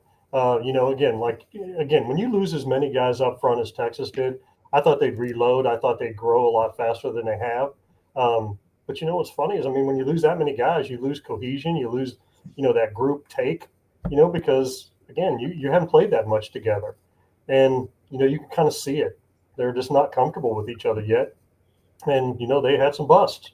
And Florida took advantage of it. And I told you that swamp's a hard place to play in, and it makes it even harder when, you got some guys running around that, may not have been, 5-star guys, but they were 3- and 4-star guys that have developed and, played really well. So, I mean, and they were desperate. They hadn't played bad defense really all year. Florida hadn't. They really haven't. And, they finally got it clicking a little bit offensively. But, again, it's hard, man. It is. Especially when you don't have foundation pieces that have been there for years. It's just hard to keep the cohesion together. It's just the nature of the beast now. I mean, in the NIL area, the revenue share, you're not going to see guys, playing together for a long time. You're just not. Yeah, Drew. And then, going into that game, I don't know if Steve Sarkisian and that coaching staff were caught off guard because Florida coming into that game against Texas, they weren't pressuring the quarterback like that. They weren't getting sacks. They doubled their sacks, They got about 35 pressures on Arch Manning. And you go back to last year and you see the offense, Quinn Ewers getting the ball out of his hands. Meanwhile, Arch this year, he's holding on to it a little bit too long. Chip and I, we've discussed it all week long. We're trying to figure out what's going on there. Comfort levels, eh? Comfort level. Yeah. I mean, the game hadn't slowed down for him. I thought it would, continually slow down for him. But, again, from going from Sam Houston to whoever they played last to Florida, that's a whole different animal and whole different speed. And, he's going to become more comfortable the more he plays. And again, if the expectations weren't there, I mean, we wouldn't expect it to be such an enormous, he's not playing. Yeah, he's not, because he really hadn't played that much. But hopefully he'll, like I said, the game will slow down for him eventually. And like you said, was Florida really pressuring other passers as much as they pressured him? You might want to look at that, because every time you face a rookie quarterback in the NFL, you're going to sick him, because he's not used to some looks that they're giving him. You send him exotics, you change just angles and things like that. Trade secondary looks, spin it a different way. I mean, you make it hard on young guys. You do. And I'll bet you, again, if I'm Ron Roberts, I am sicking him, because guess what? I may be out of a job if I lose that game. So, I mean, he had nothing to lose. So if he was dialing up some zero blitzes, which he probably was, I couldn't see the back end all the time. But if he had some zeros coming, I wouldn't be surprised. And again, that's hard. It's hard on anybody. Really. Well, and now he's going up against Brent Venables in a veteran defensive line with a bunch of dudes who've played in this game, that were in the game where they got beat 34-3 last year by Texas. How hot and hungry are those guys going to be? And what are you seeing from the OU defense? Well, they will. And trust me, he'll have 4 different exotics that nobody's seen, that he had run at Clemson 7 years ago, right? That you had, because you're not going to go back and study every single year and every single, blitz that he's throwing. But I promise you, he'll pull something out. And the safest way they can do it is they go max protect, and hopefully they can win on the edges. Hopefully they can win outside. And that's what they're going to have to do. And they're going to have to run the ball. They've got to be able to run the ball. And, find a way to do it, whether it's gap scheme, whether it's kicking it out early, maybe some tunnel screens, making those guys run, because they were successful against Auburn because the quarterback was holding the ball too long. He was. Make a decision. Guys got to get open too. And when you look at guys holding the ball, look down, when you're studying wide angle, you go, okay, where's he supposed to go with the ball? Is that covered? Is the secondary covered? Is the third choice covered? Is he working down his progressions? And when those guys don't click through it and move fast mentally, that's when guys get sacked. It's not always the offensive line. And I'm not blaming Jackson Arnold for all of them, but he was responsible for probably half of them in that Oklahoma game. He was, because he didn't make a quick decision, and the quick decisions were there to make. So that's just my take on it.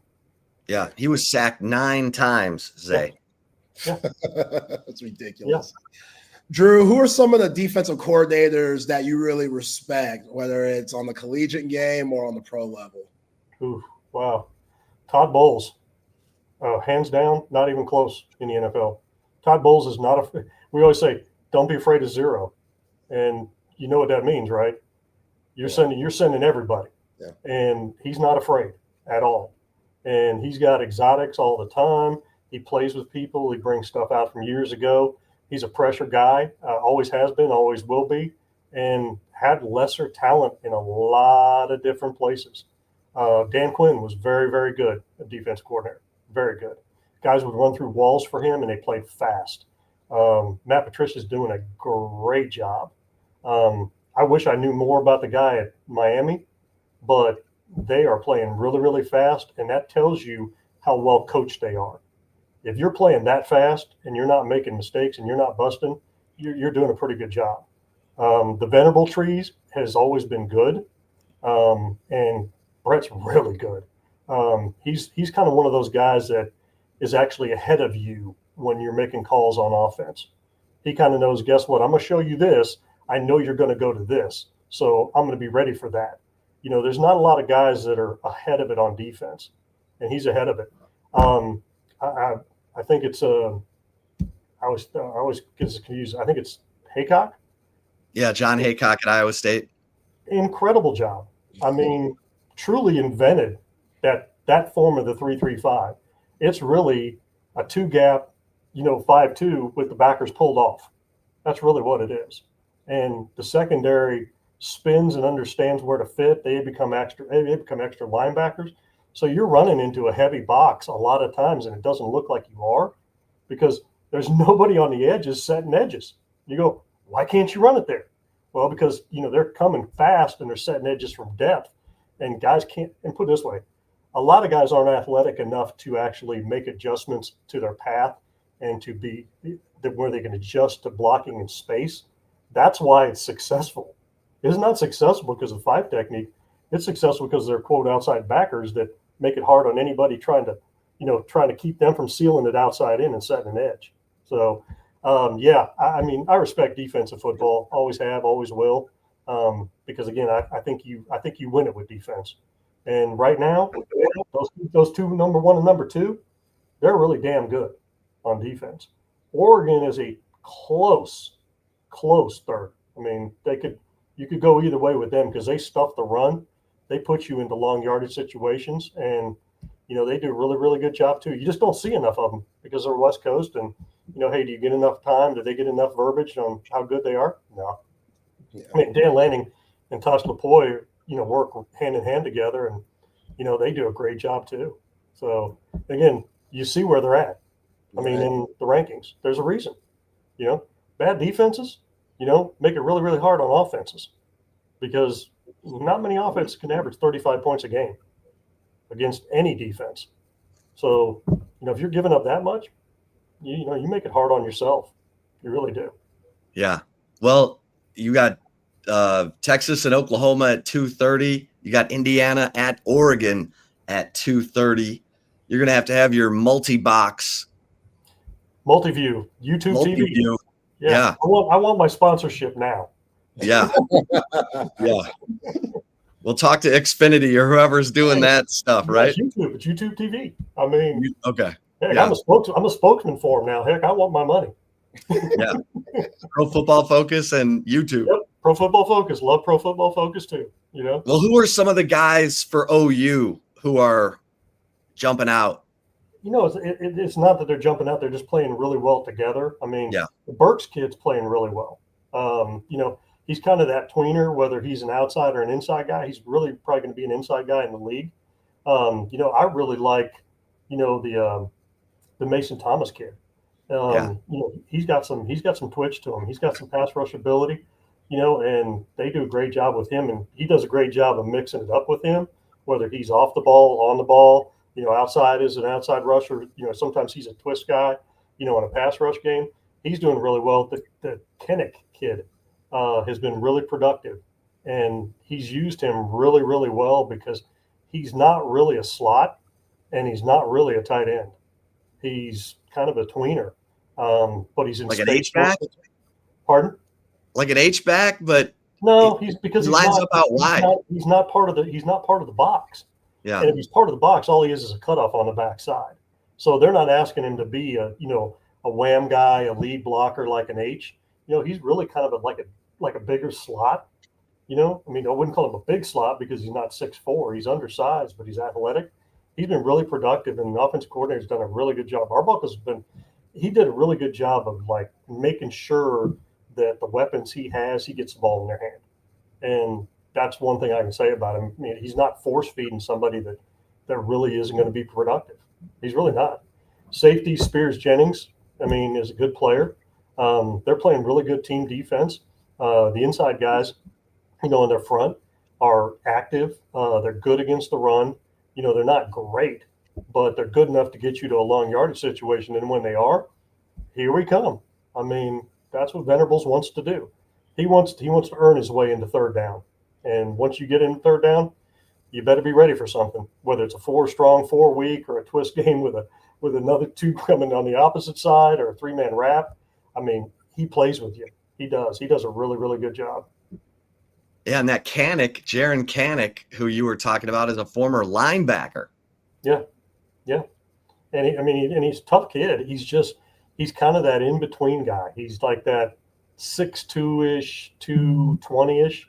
He's not tall, but he's quick, he's fast, for that size. But, he's not an inline blocker, and he's not really an H, and he's really not a big slot, and he's really not a little slot. So he's, but again, he's doing a great job getting him the ball, and he's productive. So who cares?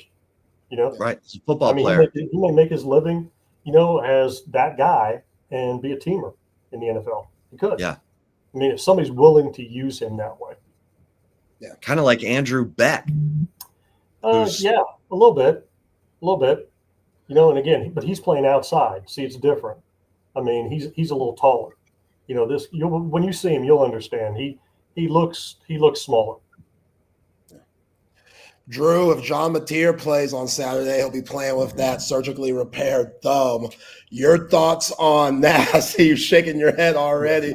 Your thoughts on how they would use him and how the ball's going to come out of his hands, knowing that thumb is surgically repaired?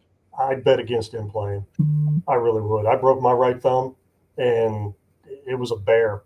I mean, just coming back to just get the pressure on the ball the right way. I mean, just getting the rehab done. I mean, you're messing with something that, put it this way, if this is left hand, I'd be like, he would have played 2 weeks ago. I mean, but when you're spinning the ball, I just wouldn't expect him to play. I mean, if he does, God bless him, and I hope he's successful, but I would assume that the ball's going to come out of his hand a little differently, and it might not be the way he wants it to be. So again, I'd wait till I'm 100% and know that, hey, guess what? There's 12 teams that get in. And I'd rather be down the stretch with him than put him in now and make it worse or get it hurt again, whatever, and then him not be around for the next 7 weeks. Right. That's just my take on it. And I don't think they're going to pressure him just because if it was like a left shoulder or was an ankle or whatever, he plays. He's a tough kid. He plays. But messing with something with your throwing motion and the way your platform and the ball sits in your hand, I don't see it. I don't see it, Zay. I really don't. Yeah. I may be wrong. He may try, because I'll tell you what, I'll bet you. Just watching him play, he's a tough guy now. Yeah. He is.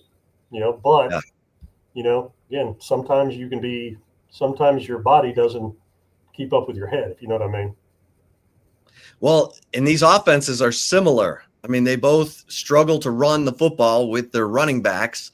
Their quarterbacks are their best runners. Oklahoma's probably made a few more plays downfield, but Texas has made some plays downfield as well. We're not seeing the motions that Sark typically uses, which makes you wonder if he's trying to keep it simple for Arch until he gets a little more comfortable. But neither one of these offenses is – how would you characterize it? I think they're different. I put it this way. I think if it was up to Arbuckle, I think he'd run the quarterback about 13, 14 times a game.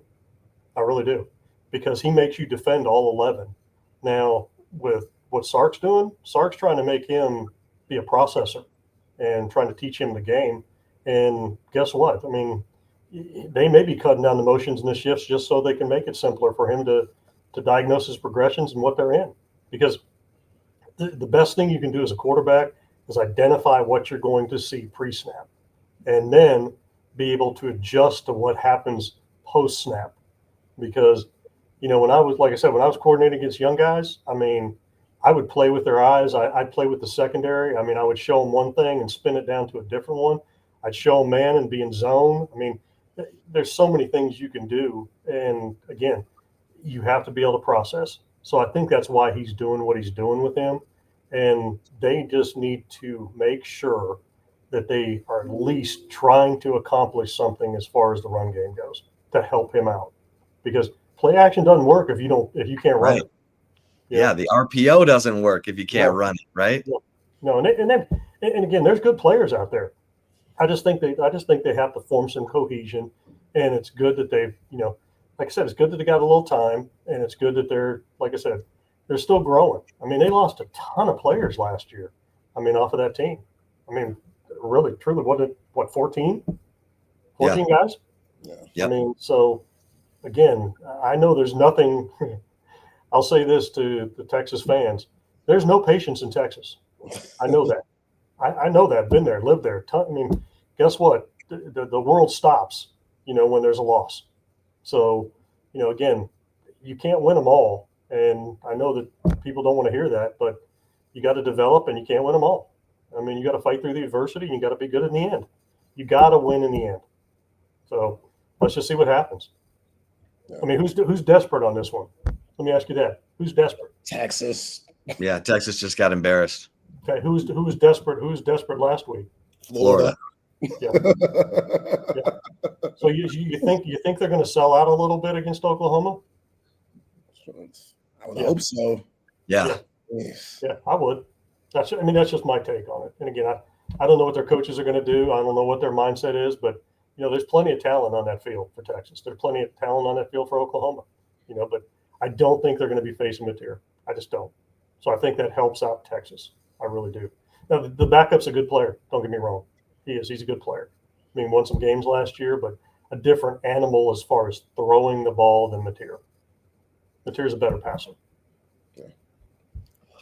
Drew, Indiana going up to Autzen Stadium to face Oregon, big time matchup in the Big Ten. Dante Moore versus Fernando Mendoza. You told us last week that this stadium is the toughest place to play in the nation. Your thoughts on how this game plays out? We're going to see how Fernando's going to handle pressure because they are going to come after him. They have to establish a run game to help him. Because if they get into long yardage, I mean, Dan Lanning and Tosh Lapointe, they're coming after him, and we're going to see how he handles pressure because they'll come after him just like they did Drew Aller. Now the thing is I think Fernando's a little bit more athletic and got a little bit more speed to save his soul, but we're going to find out how real Indiana is because if they can run the ball, they have a hell of a chance. If they can't run the ball and lick, then it's going to be hard on them because I don't know how well they match up against Oregon's secondary because Oregon's secondary's got 4 guys that are going to play in the NFL. And they got 2 rushers and 1 inside guy and 2 backers that are all going to play in the NFL.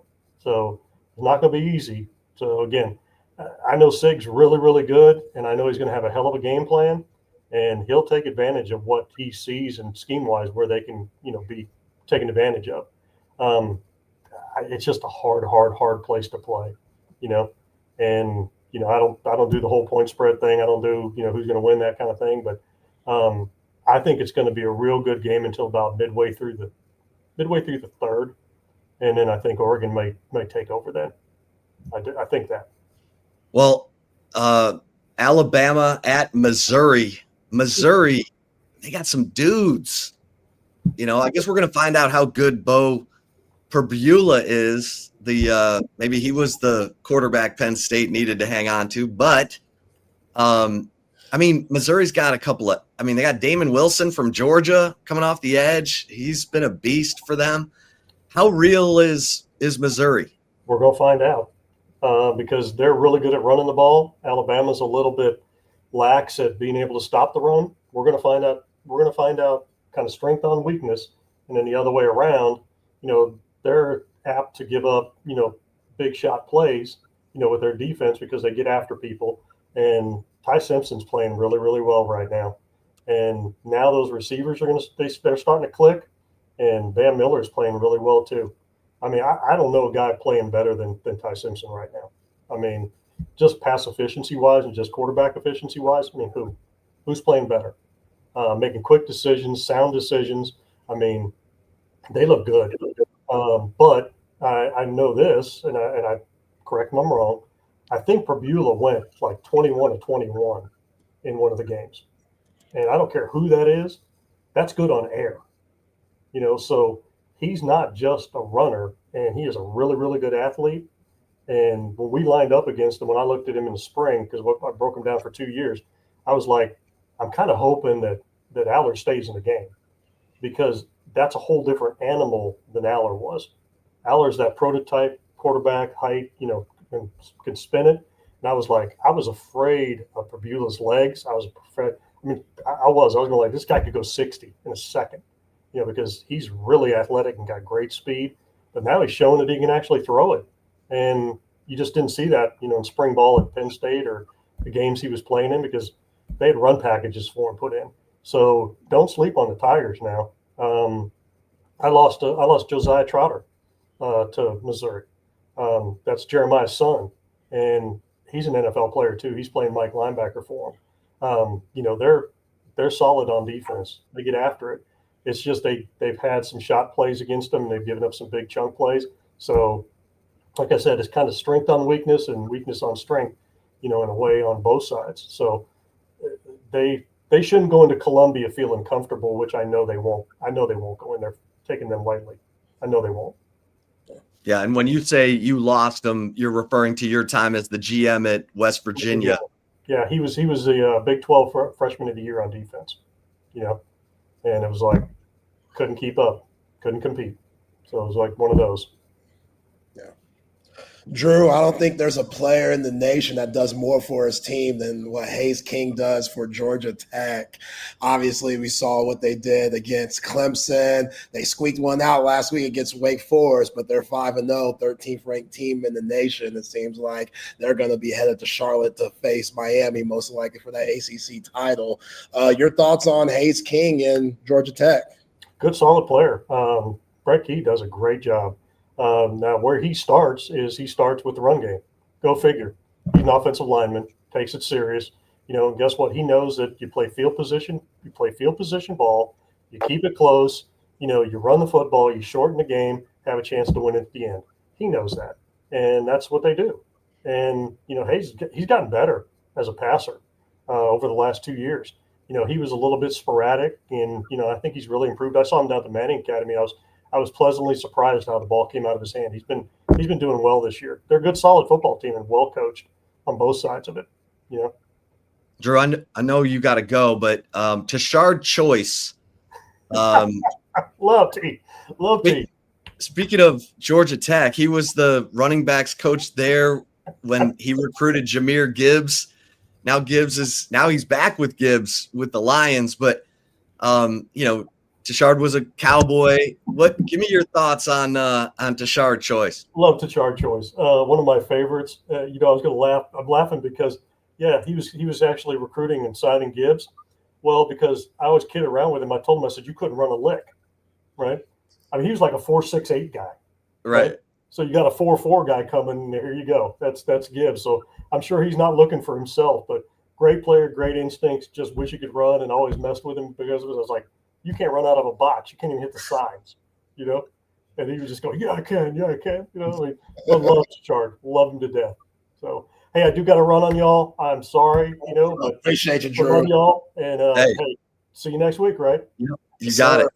Thanks, Drew. See you guys. Appreciate it. There he is, the Panini Senior Bowl Executive Director. And I tweeted out the little video of him with that Panini Senior Bowl chain. So go to Chip Brown 247 for that. All right, Zay, let's get a couple mentions in here. Let's get going towards the commentary. Great show today, I'll say that. Hey, for my guys who are snoring, take advantage of this incredible partnership that we have right now with Texas Sports Unfiltered and the Sleep Cycle Center. So the Sleep Cycle Center is based in Austin, 2 locations in Lakeway and the Arboretum.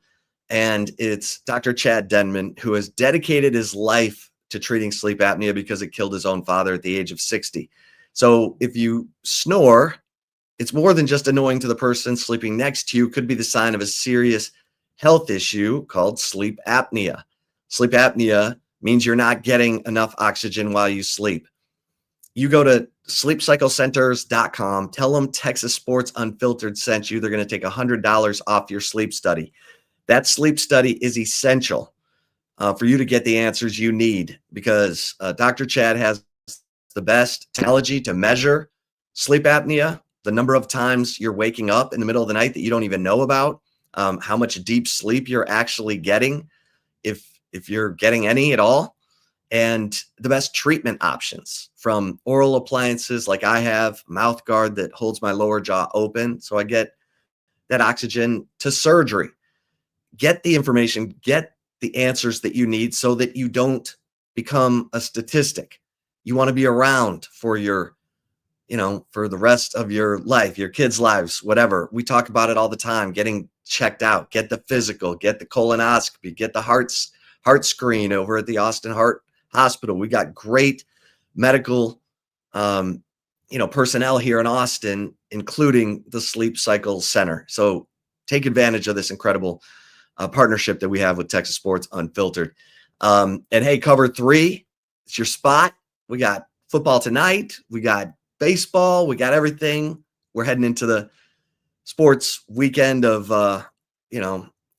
epic proportions here because you have so many things going on. So get over to Cover 3 Anderson. Make your reservation for, if you're not going to Dallas for the Texas OU game, you get to hang out with a bunch of Texas fans watching the game at Cover 3 Anderson, Cover 3 Round Rock. Enjoy, brunch on the weekend, the breakfast quesadilla that I love, the do-it-yourself Bloody Mary bar. Happy hour every day from 3:30 to 6:30, but 3:30 to close on Mondays.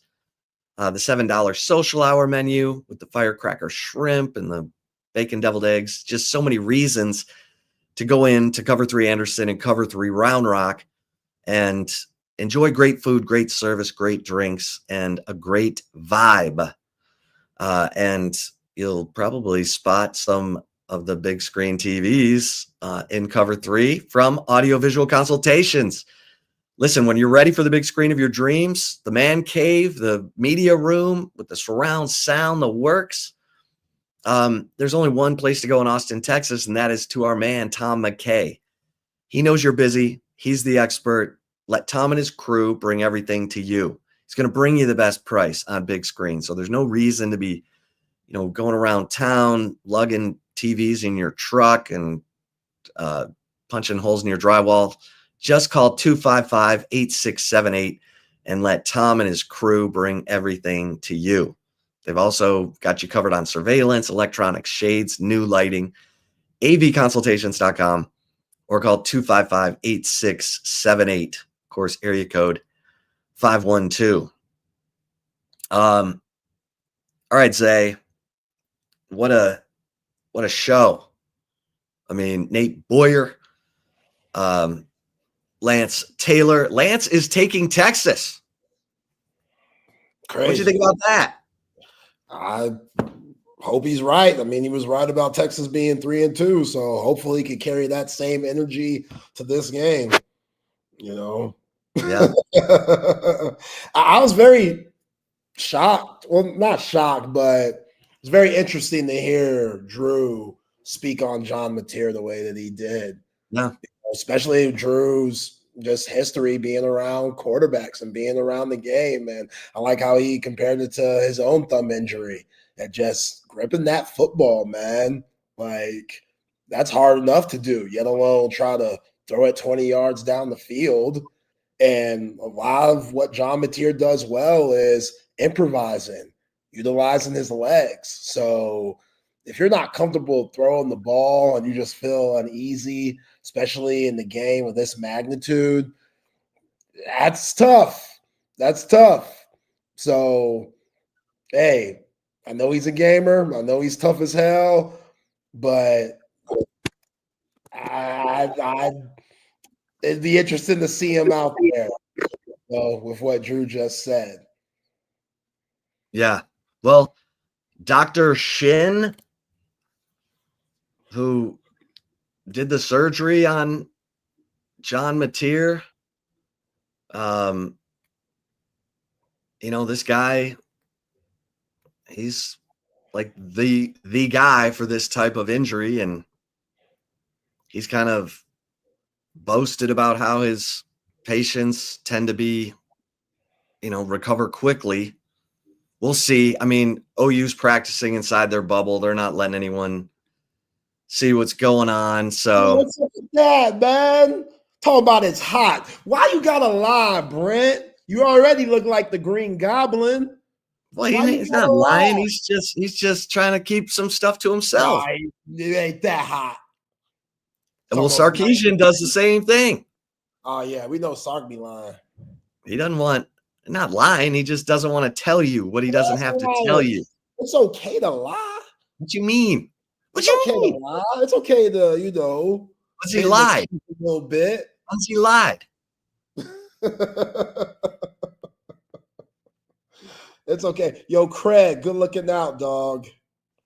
Good looking out for the 5-ski. Craig asks, why is Sark still doing yoga with this team? Why is nobody covering this? He has been doing yoga, and that's not what Texas needs. Quit the Yamase crap. Yo, what? Yoga?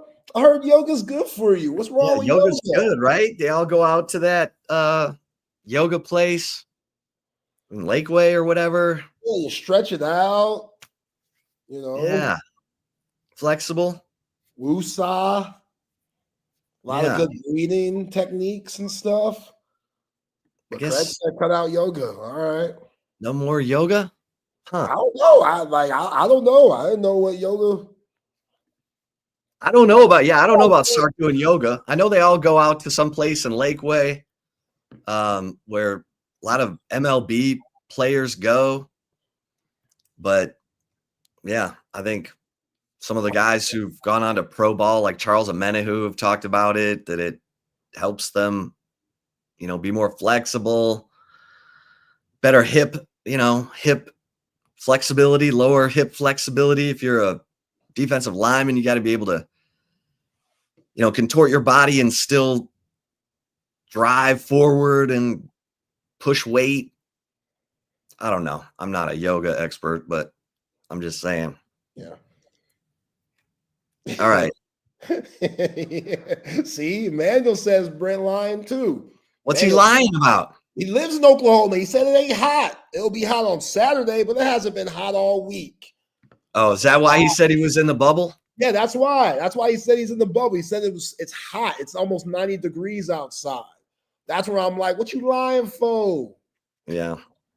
That's BS. Come on, yeah, man. They need to lie. That's BS. What's the temperature going to be? Greg, you ain't got to lie. Now I'm looking at the temperatures. Oh, for Dallas, son? For Dallas. 87's the high. Yeah. Okay. That's I not. remember this game being cold back in the day. Is that just my imagination? Like as a kid, early. It was cold. Yeah, I remember this game being cold and wet a lot. Maybe like once. Oh yeah, and well, like gosh, everyone remembers the 1984 game, the 15-15 tie.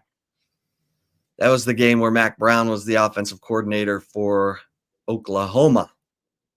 Troy Aikman was a freshman at Oklahoma. Yeah, I love this game so much. So for the chip shot today, I'm going to talk about just how much I love this game, the history of it, Barry Switzer being a character bigger than life, the bootlegger's boy. Anytime you get a chance to sit around with Barry Switzer and listen to him tell stories, it is epic. He's one of the funniest people you will ever meet. And, he told me, gosh, I guess it was going into the 05 game. He said the team with the best quarterback usually wins this game, Chip. And so I would imagine Texas with Vince Young, they're the team with the best quarterback. They should win the game. And he said, but this game's like no other, because he said it'll take your breath away. And what he meant by that was when I say guys can't breathe when they're in this game for the first time, like in the first series that they're out on the field, because it is so hype in there. And the shared tunnel, like it is intense. And I go back to Vince, they're playing, oh God, why do I always forget the rapper they were playing? And I've told you who it is. It'll come to me in a second. But the home team goes out second. So OU's coming out of their locker room, and the locker rooms are literally across the tunnel from each other. So Texas opens up the door, they're blasting their music and they're like dancing while OU's coming out of their locker room to go down out to the field. And VY was like, they'd never seen us like that. And it's just head games, man. It's awesome. And like I said, Texas players come out of the tunnel. They're in the OU side of it. So they're getting booed as loud as they've ever been booed by 50,000 people right on top of them. They finally put screens over the tunnel because Cedric Benson told me, he's like, I don't know if it was beer or piss that was coming down on my head. God. Waiting to come out on the field. He's like, but it was ridiculous what, the Texas players had to.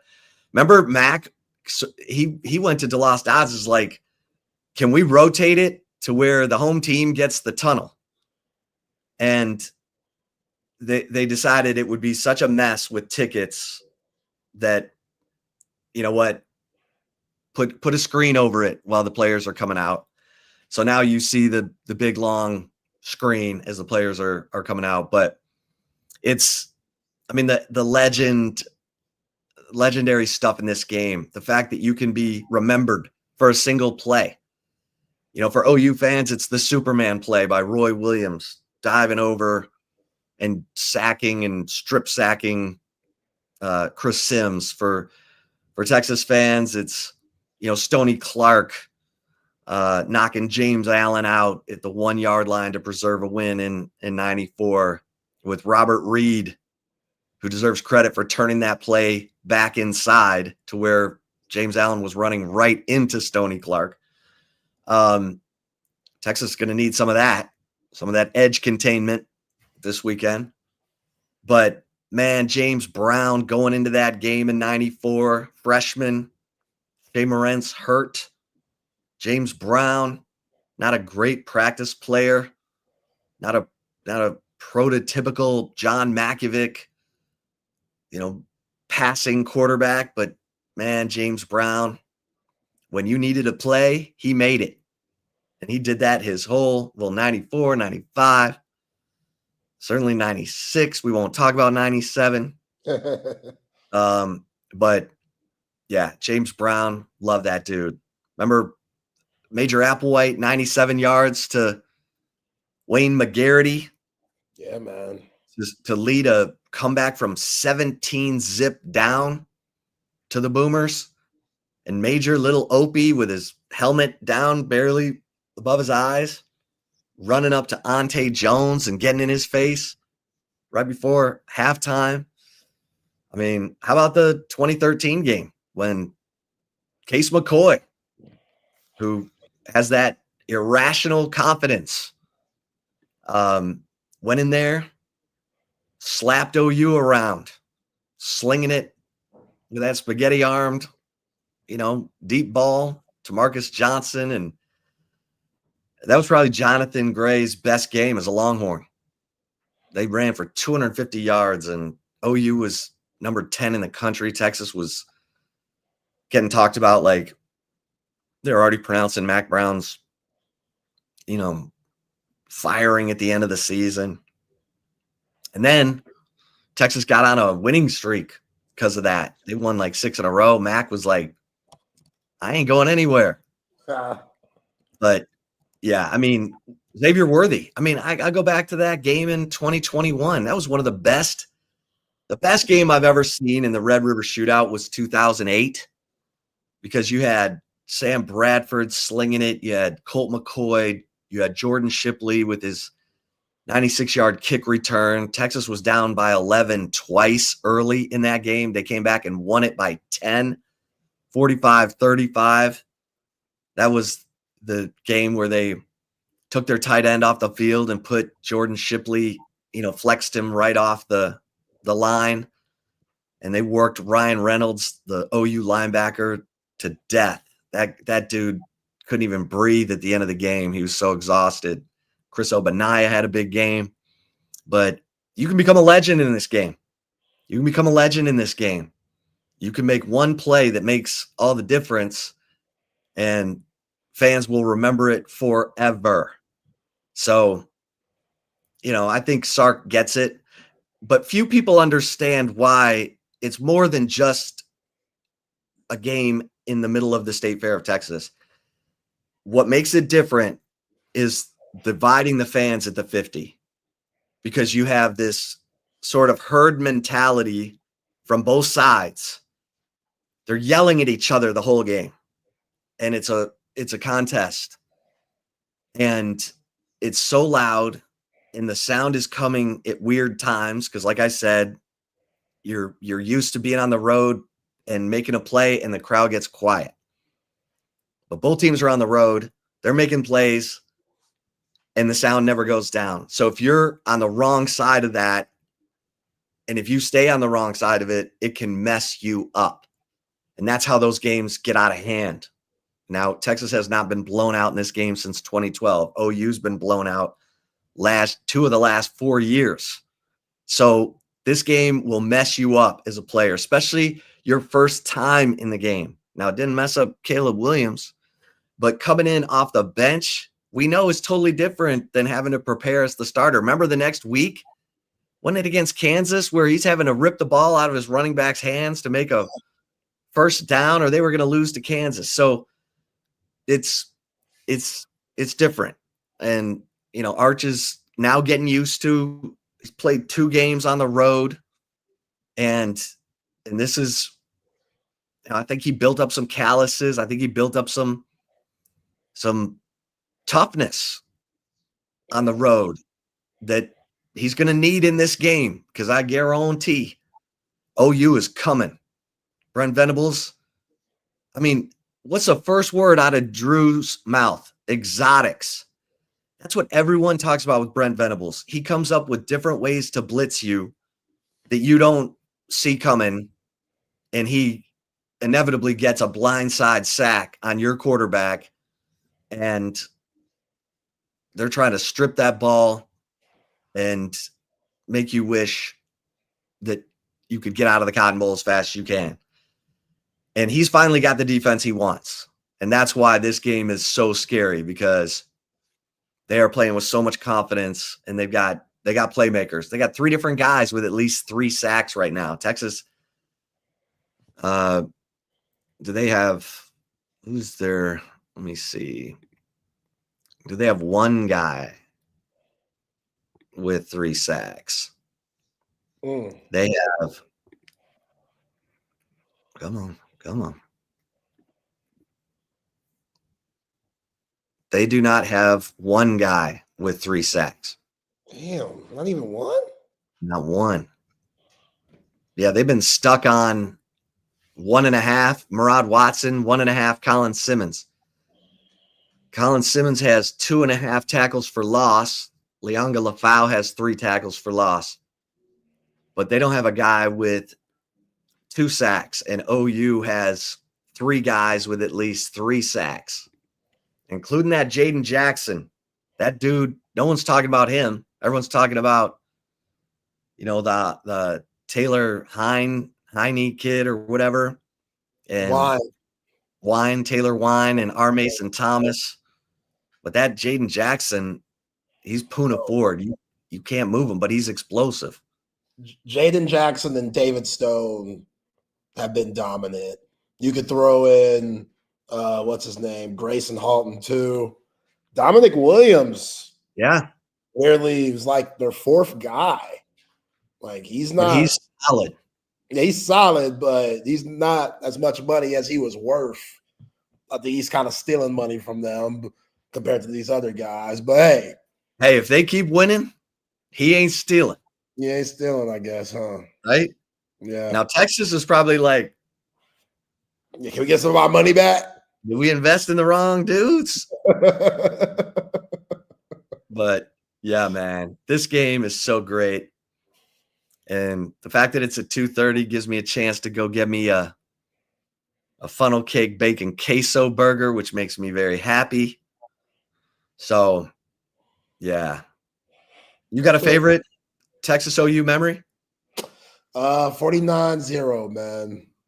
Easy. Not When even you were close. Yeah, I was there with my wife. It was a beautiful sight. Yeah, not even close. But How great is that though? Like taking it in as it's incredible. It's just so different. Like you feel it. You feel it through your bones, man. You feel the intensity. And it's just unlike anything ever. Like yellow college football. It's just so unique. And yeah, can't wait. Even though I'm nervous as hell, can't wait. But yeah, we gotta make our picks because we're not doing the show tomorrow. So yeah, get on that, look them up while I go through, the right call and stuff. And hey, Covert Bee Cave sponsor, Covert Bee Cave, best in the business. New pre-owned, doesn't matter. Hey, if you don't want to take my word for how great Covert Bee Cave is, listen to these fine folks of Covert Bee Cave. You see Covert everywhere. It's that personal level of just feeling like it's a personal family interaction. The customer service, it's impeccable. It's unlike anything I've ever experienced buying a car. Over the 30 years that I've been buying cars from them, I feel like I know them and they know me. Covert's done an amazing job of making me feel valued. If you purchase a vehicle and you want to feel like you're part of a family, join the Covert family. Come and experience it for yourself. Covert, born and raised in Austin. Nobody beats a Covert deal. Not now, not ever. And remember, folks, come check us out tomorrow at Hardwood Tavern in downtown Dallas. We will be there. Texas Sports Unfiltered crew getting ready for Texas OU from 3 to 6. Me, Chip, E. Henry, Matt, Bucky, BK, and the rest of the crew will be there. And we'll also be on the fairgrounds at the State Fair from 11:30 to 1:30. Pre-game show, Texas Sports Unfiltered. Check that out. All right, Chip, before we get to our picks, got to throw some right call stuff at you first. First off, my girl Aisha Curry has been getting dragged through the mud. Steph Curry's wife, Aisha, mother, wife, entrepreneur, goddess. She's been getting dragged through the mud because she went on the podcast recently, the famous Call Her Daddy podcast for Alex Cooper, who's got that bag. But she went on the podcast and she talked about how she didn't want to be, she didn't see herself originally being a stay-at-home mom with kids and, basically being a housewife. She envisions herself being a career woman, said she has goals, all this and that. And people, they've taken the worst of it and they've tried to criticize her about it, which I don't understand. The girl could have goals. She didn't know Steph Curry was going to be Steph Curry. Remember, the dude went to Davidson. It wasn't supposed to be like this. Savannah James probably knew a little bit that LeBron was going to be a Hall of Famer. Maybe not top 5 ever, but she probably could figure it out early, even though she's a real one and was with LeBron in high school, that LeBron would be something. Aisha Curry was probably completely blindsided by this. Now, this is the same woman that's been on TV pretending to take off her ring when she was on one of those early morning, talk shows, and they had like a man come out and serve her wine and the dude had his shirt off, and she thought it was funny to pretend to take her ring off. He was trying to make a joke. It was a bad joke. And then she also said that it's hard seeing Steph get all this attention from women, even though he's married, and she doesn't get the attention. So I some things that she says are a little off, but come on. She just wanted her own career. She just wanted to be independent. She had no idea her husband was going to be one of the greatest players to ever touch the pill. Give her some grace, please. I love Aisha Curry, man. Give her some grace. That's all I'm saying. Like, good woman, supporting her man. She just wants her own too. She's her own person. She's not just Steph Curry's wife. She is Aisha Curry, her own identity, her own woman, and being in her husband's shadow, I can understand her having feelings about that. All right. That's all I got to say about that. You have anything else to say before we move on to the picks? No, let's get to the picks. Let's get to the picks. All right. You want me to go first? Go ahead. All right. Listen, I am an idiot, but I am going to pick Florida to cover the 7.5 at Texas A&M.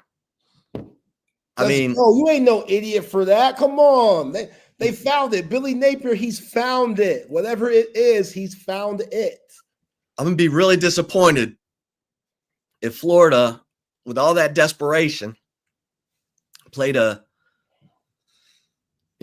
near flawless game against Texas and then goes on the road and looks like that, fish flopping on a boat deck like they did against LSU. So yeah, that's what I'm banking on. Give me the Aggies.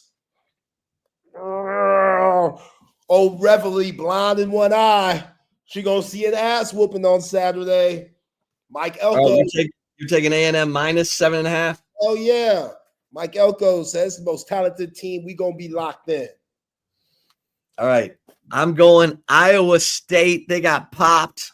They're going to come back with vengeance. They're at Colorado. My man Prime's getting surgery. I don't even think he's going to be on the sideline for this game. So give me Iowa State minus 3.5. I like it. Colorado. I like it. Can't keep them down. I'm going to go with Georgia. I'm going to take Georgia minus 3.5. I think it should be a lot more. I think that Jackson Arnold isn't very good. I don't think this offense is very good. I think it's going to be hard for them to score. I get it. It's a rivalry. I get it. It's at Jordan Hare, but Kirby's smart. He's going to have his guys prepared. I think they're going to win by double digits. I also have Georgia minus 3.5. Yeah. What's your last pick? Last pick. Give me the Hoosiers, baby. Give me the Hoosiers. Indiana plus 7.5. Yeah, man. At Oregon. Yeah. All right. NFL. We got Eagles Giants tonight. Does that interest you at all? Hell no. I mean, I'm gonna watch it just because I love Cam Scatterboo's crazy ass, but I'm not taking this game at all. No. All right. I think the Cardinals are dead in the water. So I'm taking the Colts minus 5.5 at home against Arizona. Okay. I'm taking your Lions minus or plus 1.5 going against Kansas City. That's Chris Jones, man. I don't know what the hell you were doing. Trevor Lawrence fell down, got up, scored. There's just something weird going on in Kansas City right now. I think Travis Kelce being a distraction because now everybody knows he has a giant Johnson because Taylor Hill put out that song called Wood. So it's just a distraction.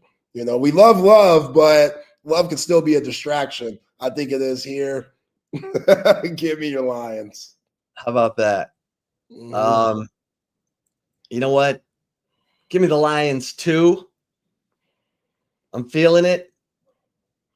This team's locked in.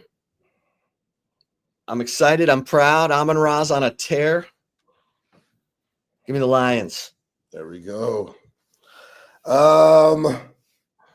Chargers minus 3.5 against Miami. I think it should be higher than that, but it is the NFL, so I get it. Yeah, Mike McDaniel, I think they're done. I think he's done. A lot of Texas fans are hollering for Mike McDaniel to become Steve Sarkisian's new offensive coordinator. I don't know if I'm there yet, but I don't think he'll have this job much longer.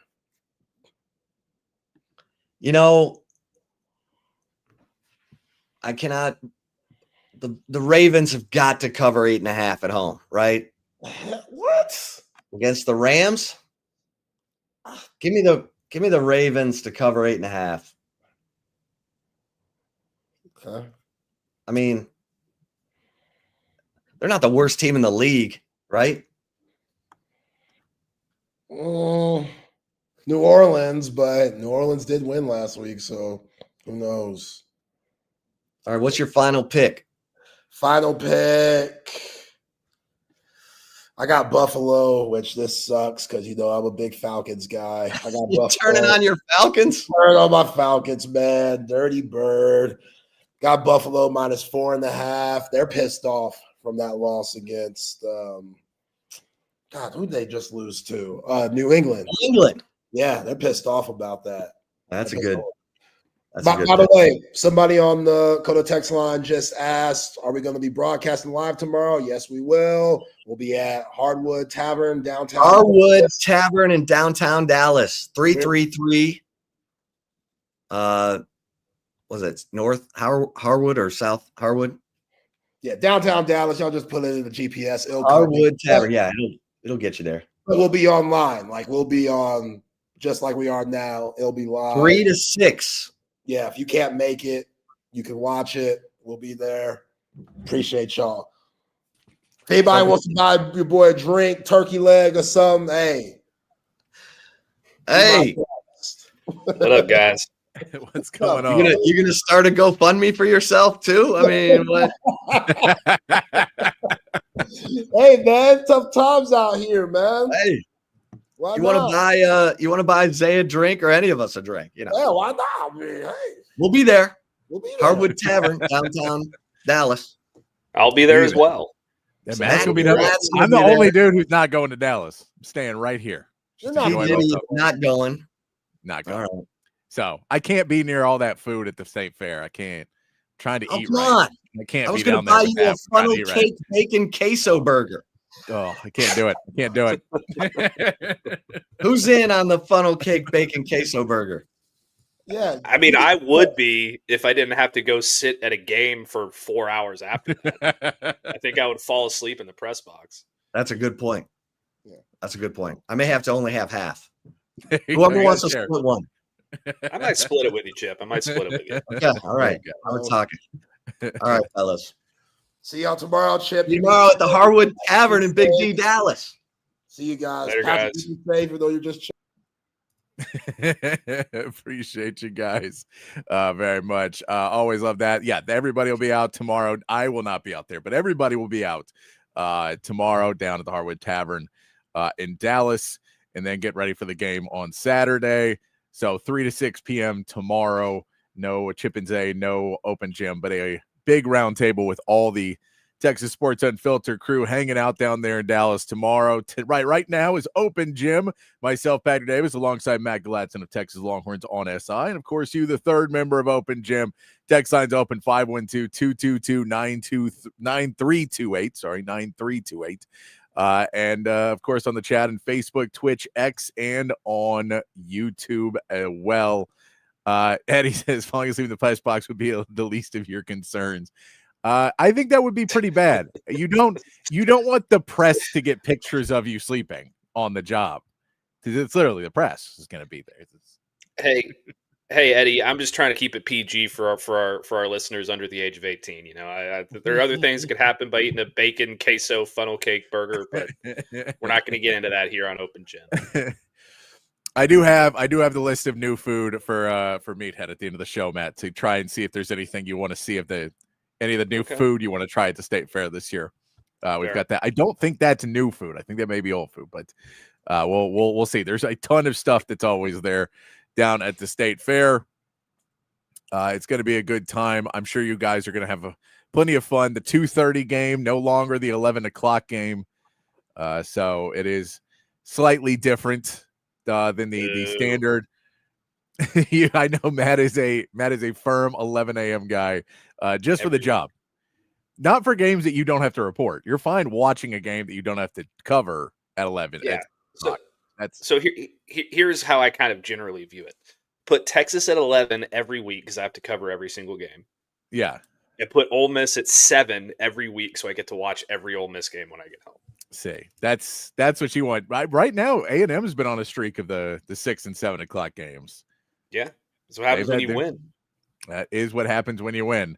Texas versus Florida. Texas versus Florida was not because of Texas, though. That's not the reason that one went to 2:30. That one went to 2:30 because of Florida. because that one was in the flex. It could have been either one. Wait. Are you talking, Patrick, about Jack? Are you talking about me falling asleep? I have never fallen asleep in the press box. I have never fallen asleep at any of my. I don't think I've ever fallen asleep on the job. I don't think I've ever done it. The worst I ever did is I've fallen asleep a few times on the phone with girls. That one doesn't end well the next day when you're just, and like, especially back in the day when I was younger and you still had landlines and stuff. And so they can't call you back because your phone is just off the hook. You're just fast asleep for 10 hours. Yeah. The closest I ever came was at the Sugar Bowl in 23 because my dad and my brother and my nephew and my sister-in-law were all in town for the game. We went out and celebrated New Year's Eve together before the game. And the time, like, I didn't almost fall asleep during the game, but the time that I was sitting in the press box until the game started, I was getting a little tired. I had to go down and get a couple coffees. So I almost did, but I was able to rebound once the game started. Got that adrenaline going. You know what I mean? No. Yeah.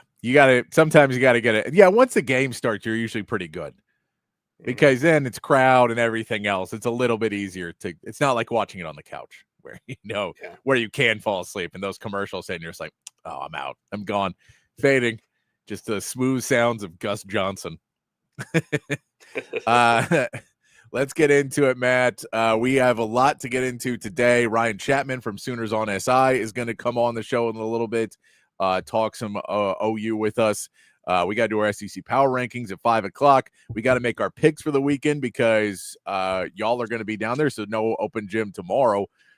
So we have all of the pieces together to shove together a Friday and a Thursday show together and try and get to a lot. I got some Sark audio too. We'll try and get to a little bit of that, but let's start off with that injury report, Matt, because it is probably the biggest piece that we're looking at on both sides of it is the injury report for Texas and OU.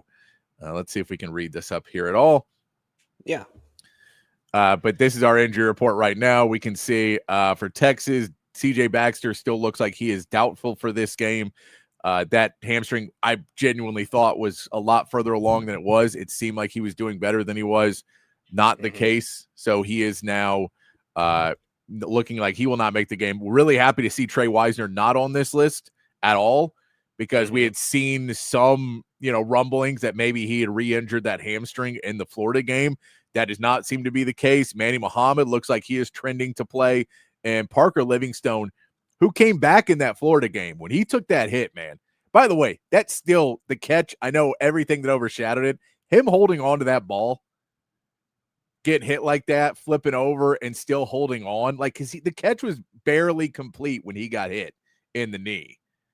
And for him to follow through and catch that and then come over on the sideline and not be able to stand up, you're like, oh, no, this could be like I was thinking probably a bone bruise or something like that. It doesn't even seem like it's that severe. So I don't know what it really was for him, but for the fact that he's probable as well, you need all hands on deck to try and get Arch any help he can get. Dude, all I know is if I got hit like that, I would probably be in the hospital on painkillers. They'd have a cast on my leg. I'd be crying for my mom. And I don't know what I would do. Like, that is one tough SOB, man. He took a shot. They'd just be like, we're just cutting it off. It's not worth it. What are you doing with it anymore? They might chop it, man. That's what I would be telling everybody. They might chop it. They might chop it. Yeah, that hit was to hold on to the ball. Like, that's the thing is when they show the replay of the other side of it where he's got the ball and he's still making the catch and to have it to come through, that's concentration. That's great stuff. So for the Texas side, nothing too big. The CJ Baxter one you don't like to see. You want to see him come back sooner rather than later. No pun intended with the Sooners. But I do believe that when he comes back, they just want to make sure he's fully healthy. They understand that this O-line's not great, so it's probably for him as well. Maybe a chance to not, hurt his draft stock anymore by not coming in and playing while they try and figure out some sort of run game. I don't know if they're going to figure it out at any point, but no big news there. And of course, the bigger news over on Oklahoma, we know that Cade McIntyre, Troy Everett, Jacob Sexton, and Jake Taylor are all out. So a lot of linemen that are not going to be able to play for them. Logan Howland, another offensive lineman, is doubtful for this game as well. But Quantez Lewis, who is one of their bigger wide receivers, is questionable. And John Mateer is questionable. He has been put in questionable. I thought it was going to be doubtful, is what I said on the show yesterday, Matt. I thought that we would get a doubtful for John Mateer. We ended up getting a questionable for John Mateer. I still can't imagine he plays. Like, I just don't. And it's not about toughness. It's not about a guy wanting to go out there and play, because I believe 100% if you just let John Mateer play, he would play, right? You just said, John, we want to put you, like, it's up to you if you play or not. He'd play. I don't think the doctors and the coaches are going to think this is a good idea to risk our season on this game. Yeah. Yeah, I mean, look, if there is any chance that if he takes like a punch to the ball or hits his thumb on a guy's helmet or could aggravate this thing in any sort of way that could set him back even more, I don't think it's worth playing him in this game, because I think that you can afford, like, I never liked the idea of like, okay, we're just going to punt on this game because, you know, we can afford a loss. I don't think Oklahoma is going to do that, but I don't think it's worth risking your entire season over, you know, something small like that happening when you've got ample opportunity over the next few weeks to make up for a loss. You know for a fact that Michael Hawkins Jr. is not going to be able to beat teams like LSU or Ole Miss or, you know, down the stretch, you know, some of these other teams that you're going to have to face. I have a bunch of notes and keys to this game for later that Michael Hawkins Jr. ain't the guy. I'll tell you that. He ain't the guy. So you need John Mateer as long as you could possibly have him. If they really feel like they need this game, like it's paramount, if they're losing in the fourth quarter, like Joe says, I could see them putting Mateer in to try and kickstart something. But right now, it just seems like foolish for him to play. I'll go even further. I look, if he doesn't play in the first half, I don't know why because if he can't play, he can't play. Yeah. If you're saying we can't risk his injury, and this is the main reason, is because you could probably sit him again next week and have a good chance to win. Worst case scenario, you probably go 1-1 in these 2 weeks. If you sit John Mateer 2 weeks, they play South Carolina next week. Yeah. Mm-hmm. And then you play Ole Miss, Tennessee, Alabama, Missouri, and LSU. They are all ranked in the top 15 right now. Yeah. That's your final 5 games. I want him fully healthy for those final 5 games if I'm Oklahoma. Mm-hmm. Because that is a hell of a stretch. And right now, if a one-loss team can go in and win 4 of those, you're in the playoffs. You're in it, ready to go with a quarterback who has the possibility to go make some big moves in the playoffs. It just doesn't make sense to me to risk that, to go, oh, well, you know, we had John Mateer. He came in and played in the game, and he played well. And in the third quarter, he made a run. They punched the ball. His hand busted wide open. The screw is showing. He's going to be out for 2 more months. Yeah. And if you do that, and you drop to Texas, you beat South Carolina, you get him for that last stretch, you're in the SEC championship. Yeah. So, that's what I'm saying. I think there's just a lot of reasons to not do it.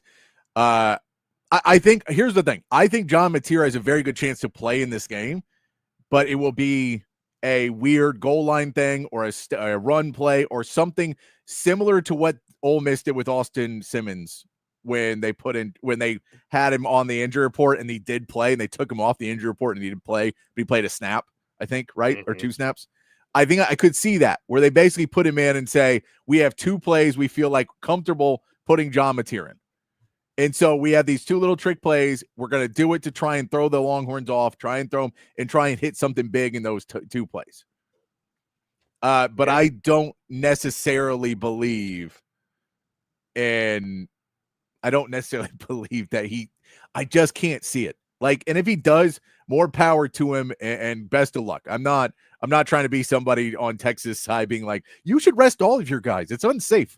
I'm not trying to avoid John Mateer. it's an injury that every single medical professional will tell you should take longer than it's taking him to be fully, because they put hardware in his hand. So that's where I'm more on the other side about. And I don't think if you're trailing, I don't see the point of, well, we didn't start him, so now we're kind of screwed. Let's put him in now and then risk our season still. Because you either make the decision to risk the season or you don't. Yeah. You make that point, you make that decision today. Like, that decision is made today because you have to install, and there's no way you can go to Michael Hawkins on Saturday morning and tell him what the game plan is. Like, you need to know what game plan you're rocking with. And if you're going with an injured John Mateer, or a recovering, I should say, John Mateer, then your game plan is going to be very different for Oklahoma. So I that's where I'm at. By the way, Hook and Mark, appreciate you joining us as always. But yeah, I think that I get the concept of, maybe you put him in later in a game, or maybe I just don't see any, I don't see this being a Caleb Williams situation. I don't see this where they're like, oh, by the way, we have this guy, and I think it's different. Now, that's when it comes back to we can break down the game, and we'll do that a little bit more with when we get our guest on.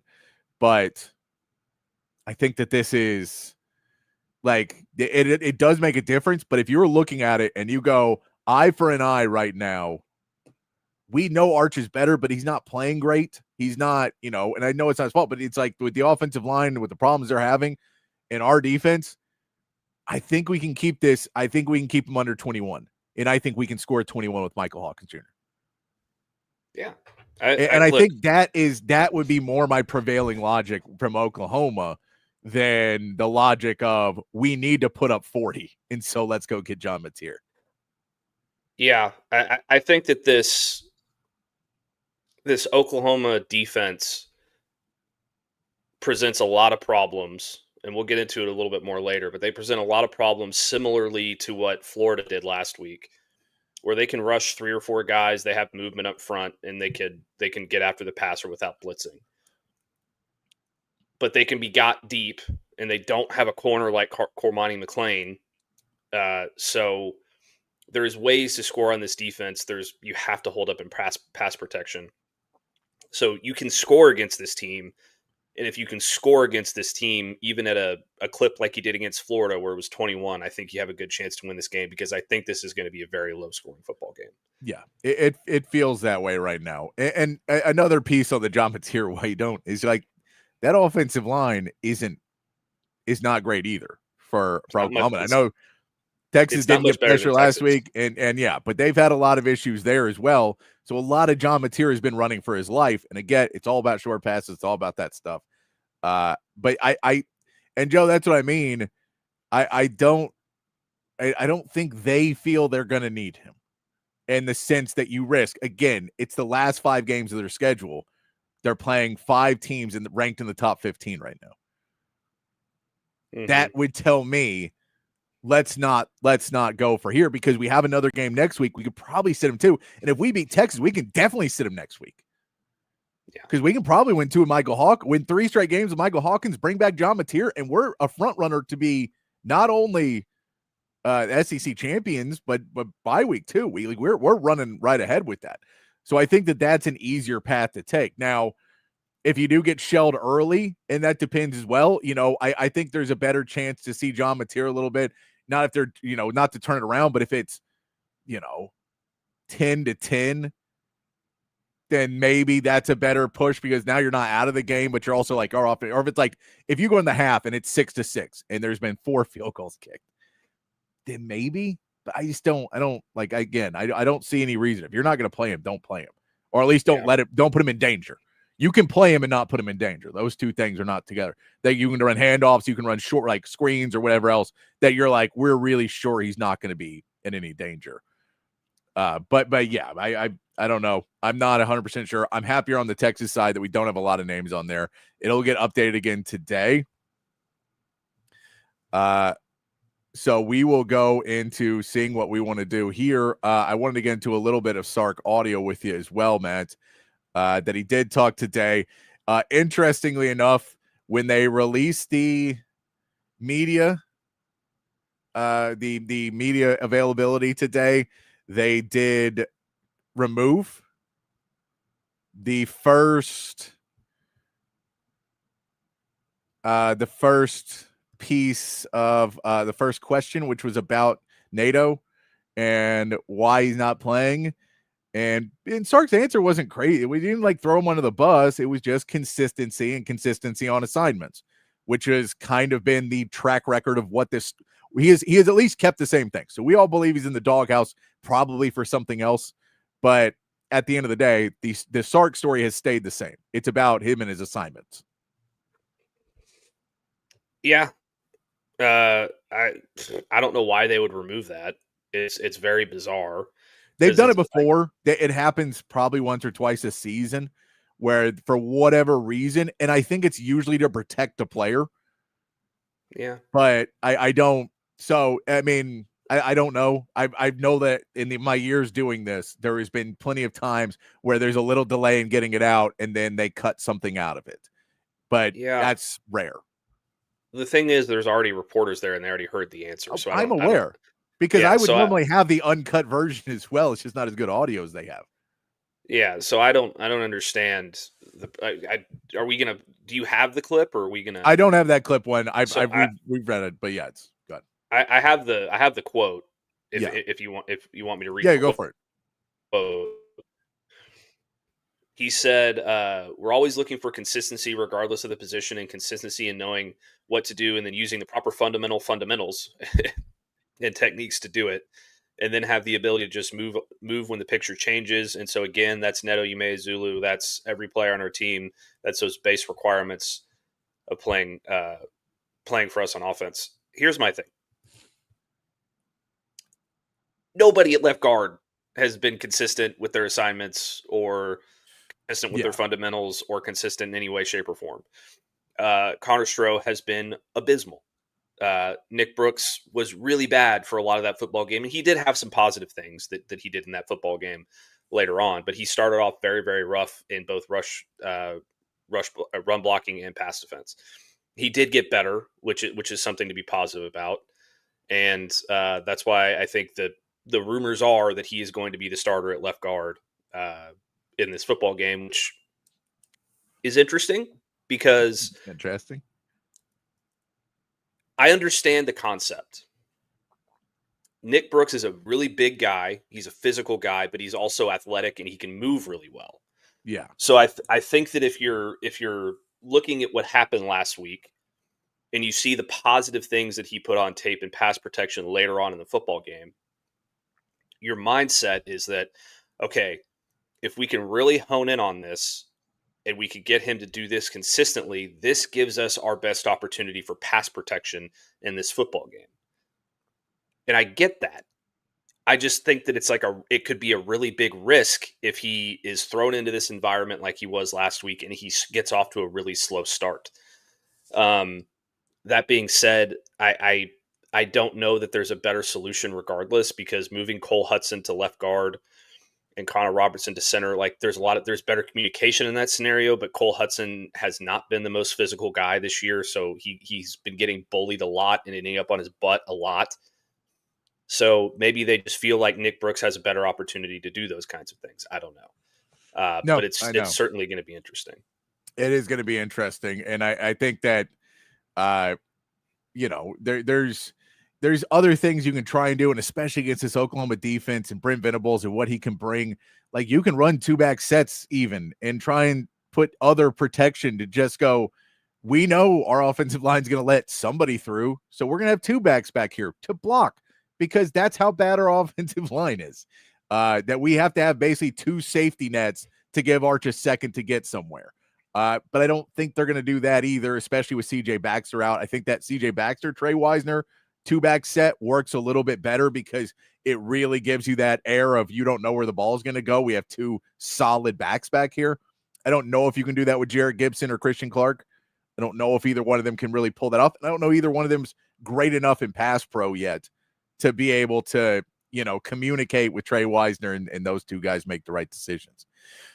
So we'll get into that and some of that Sark audio here in a little bit.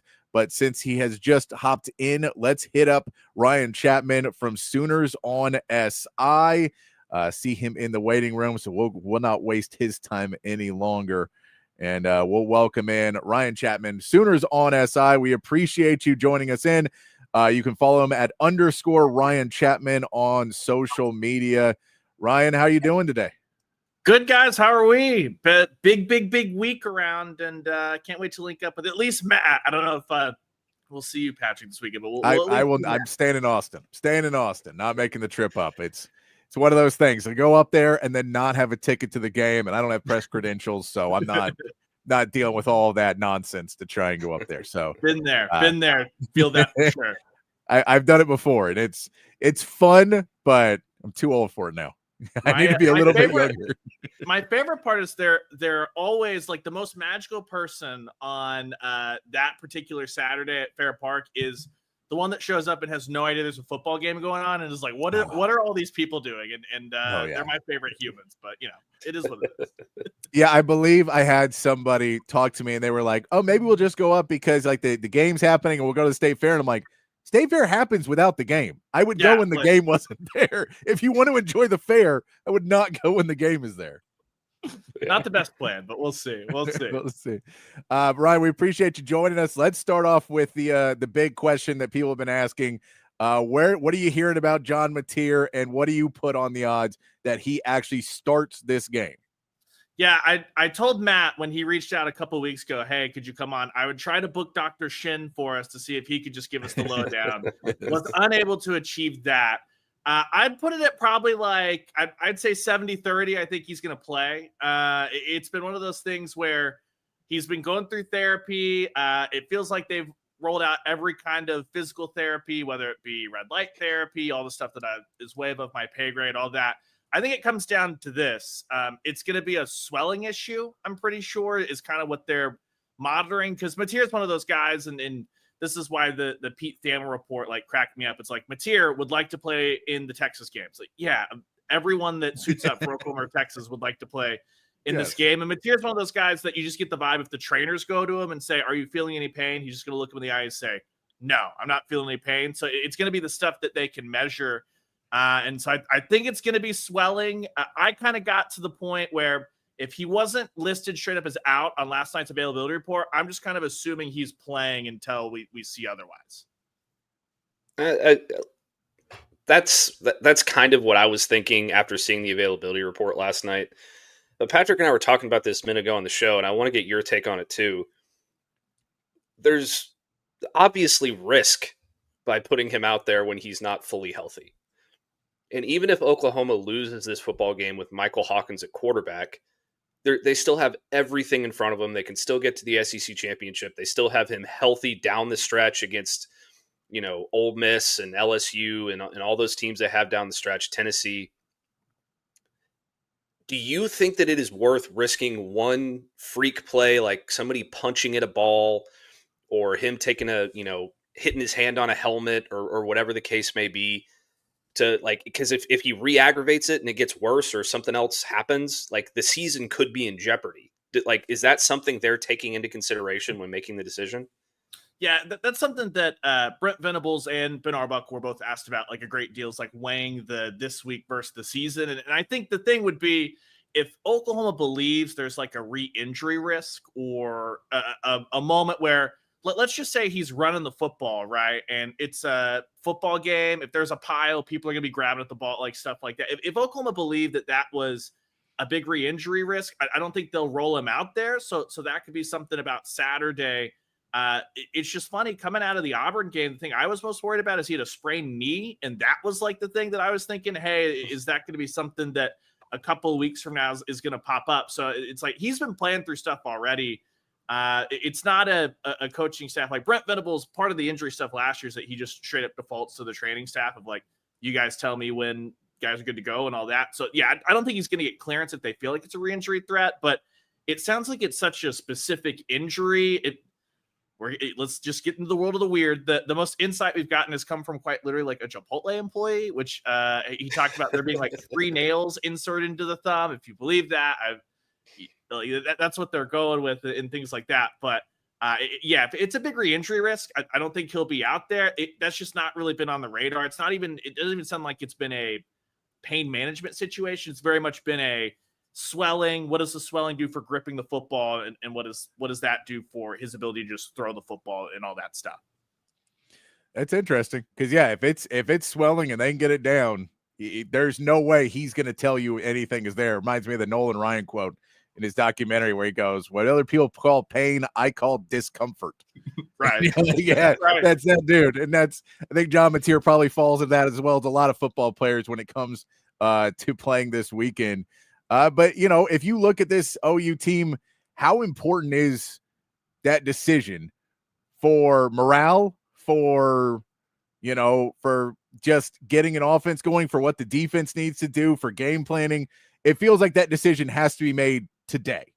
Like, you cannot wait another day and then throw Michael Hawkins out there if he's going to be. So how important is it for this offense, the difference between John Mateer and Michael Hawkins right now? Yeah, I think for like Ben Arbuckle, the OC, he's probably got 2 play sheets anyway. But for Mateer, it's a situation of this is his 3rd year in Arbuckle's offense. No matter what Brent Venables says about good on good, he doesn't need the full week of practice to know, like, hey, these are what Oklahoma's trying to attack anyway. It's going to be slightly different, obviously. Mateer and Hawkins, both good runners in different ways. Mateer's more of a powerful runner, more of a, hey, I can create behind the line of scrimmage and buy guys time and then pick up a first down when you need it. Hawkins is more of like the explosive play threat. The biggest thing that we saw, I thought, for Michael Hawkins against Kent State, which is a lot different from Mateer. Mateer had an up and down first quarter against Auburn, which we now know is part of that probably because his thumb, that happened there early in that first half. Then he was able to level it out and deliver like a big time drive when they needed it right at the end. Michael Hawkins, what we saw against Kent State, and it's Kent State, not this Texas defensive line or anything like that, was when everything's good, he's fine. The second he gets flustered, it feels like it took him another quarter to lock back in and settle back down. And but when you look at Saturday, I don't know about you guys, I'm not expecting many points to go around at all. It's going to be about, hey, whose explosive plays go for touchdowns instead of like land at midfield. And for Hawkins, like there's confidence because if you look at the Auburn game last year, it's a very similar game. He had a big run and a big 60-yard pass completion, and that was kind of enough to hang around and let the defense do its thing. So I think that like the defense and the morale is fine. They believe that Michael Hawkins can hang around in a game where it's all about like big chunk plays. But with Mateer, you have that confidence in like long sustained drives. And I think it's just a lot different for how Ben Arbuckle is going to scheme up the passing game because Hawkins is very much if that first read's not there, he's just going. And for Mateer, he can buy time, scramble, drill, all that stuff. So I think that's going to kind of be the tweaks and the differences. In the quarterback run game, they're going to get to the perimeter with Hawkins as opposed to Mateer. It's kind of escape that through the middle and then try to make a linebacker miss as opposed to just getting to the edge and using the speed. So, Ryan, I went back and I watched some tape against with Oklahoma against Auburn and a little bit against Kent State. And then after watching Texas against Florida, I don't think that this Oklahoma offensive line, specifically on the interior, is all that better than what Texas has in the middle. They've had a lot of situations of getting beat with 3-man, 4-man fronts and getting push inside. It's kind of forced things out. And I'm just curious, how does that how do they account for that with a guy like Michael Hawkins? Because like you said, if he gets pressured, he gets thrown off and it takes him a little while to lock back in. Is this something that do you think is a major concern against this defensive front, a lot like it was against Auburn? Or do you think that they've kind of figured some stuff out as the time's gone along? The big question is going to be like health. So against Auburn, when you look up the middle, Oklahoma's center and right guard in the Temple game both had really, really nasty, got rolled up on, and they basically were playing like immobile. They didn't practice all week. Neither of those guys, very, very like serious ankle sprains. And so you were hoping to see against Kent State that they had basically stayed off their feet, had 2 weeks to work, because that was kind of a bit for them the first 3 weeks of the season before these roll-ups happened, is that they're pretty okay in pass pro, and they just can't run the ball, and they're not going to be able to run the ball on Saturday. That would be like the biggest shock for me, that they can't move bodies. So the question is going to be Jake Michael, the Stanford transfer at center, and Febechi Wiwu, the right guard. Are they a lot more mobile? Because that was part of what they couldn't do against Auburn, which was move whatsoever. And the second that you got caught in any kind of twist or stunt, that they were kind of just screwed. So for Mateer, he's kind of got that a lot better pocket presence as far as knowing that stuff. It's his third year in the system too, like I said, so he knows how to stay downfield or just flush out. I've not yet seen that from Hawkins, and Hawkins has really, really bad happy feet. Like if you looked at his incompletions on the first couple of drives against Kent State, his feet are never set. When he gets sketchy in the third quarter against Kent State, and that's Kent State, feet still aren't set. So I don't know, just candidly, how Ben Arbuckle's going to scheme around that if Oklahoma's offensive line starts getting gashed when Michael Hawkins is there. Because I think with Mateer, there's at least a comfortability that he's run enough scramble drills in college football that he can figure this thing out. And that's where it gets really, really touch and go with Hawkins at quarterback. Talking to Ryan Chapman here from Sooners on SI. And Ryan, both teams are having trouble not only in the offensive line and pass pro, but also in the run game. Sooners, we talked to you preseason, and Jade Knott was this big transfer coming in, but he has not really seemed to be able to get his legs underneath him. Is his time, is it still belief that maybe he's still dealing with some nagging injuries? Is that maybe just a miss of a transfer that last year was more of what he is than what is going? What's the feeling of Jay Knott, and what's the feeling about the running back room as a whole, 5-6 games in the season now? Confusion, I would say, is probably like the word that DeMarco Murray, the running back coach, has had some pretty odd rotations, and this year it's just another one of those.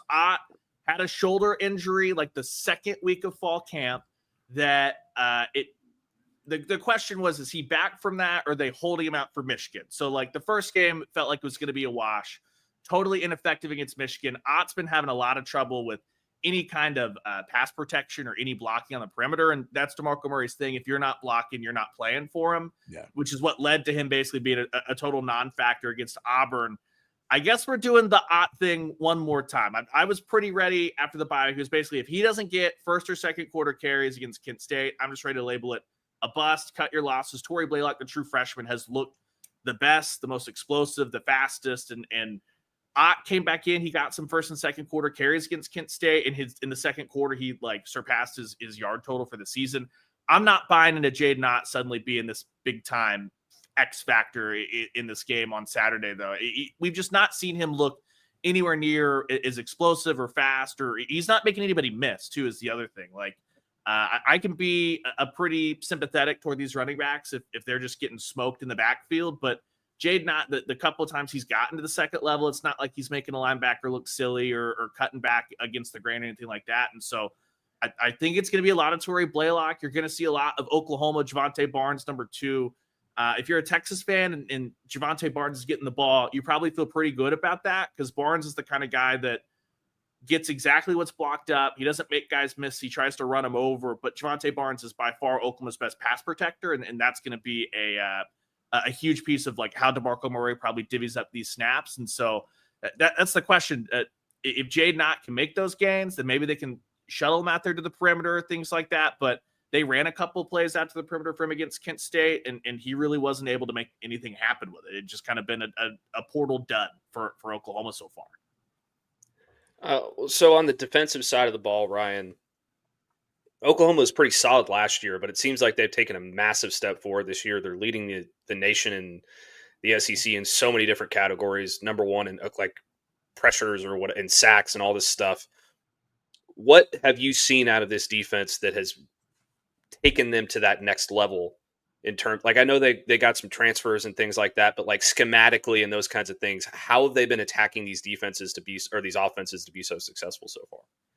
They've had a lot of success with it feels like development along the interior, and it's another year of these guys playing together. And so they've been, last year it was a lot of, hey, you're having to generate the pressure by bringing an extra back or things like that. This year, it feels like you've seen R. Mason Thomas, the defensive end out on the edge, play with, it's a combo of 4 guys on the interior. David Stone, the former 5-star recruit, his development has been the story, I think, in the early part of this season. He went from a guy that was special team snaps to one of Oklahoma's best defensive tackles.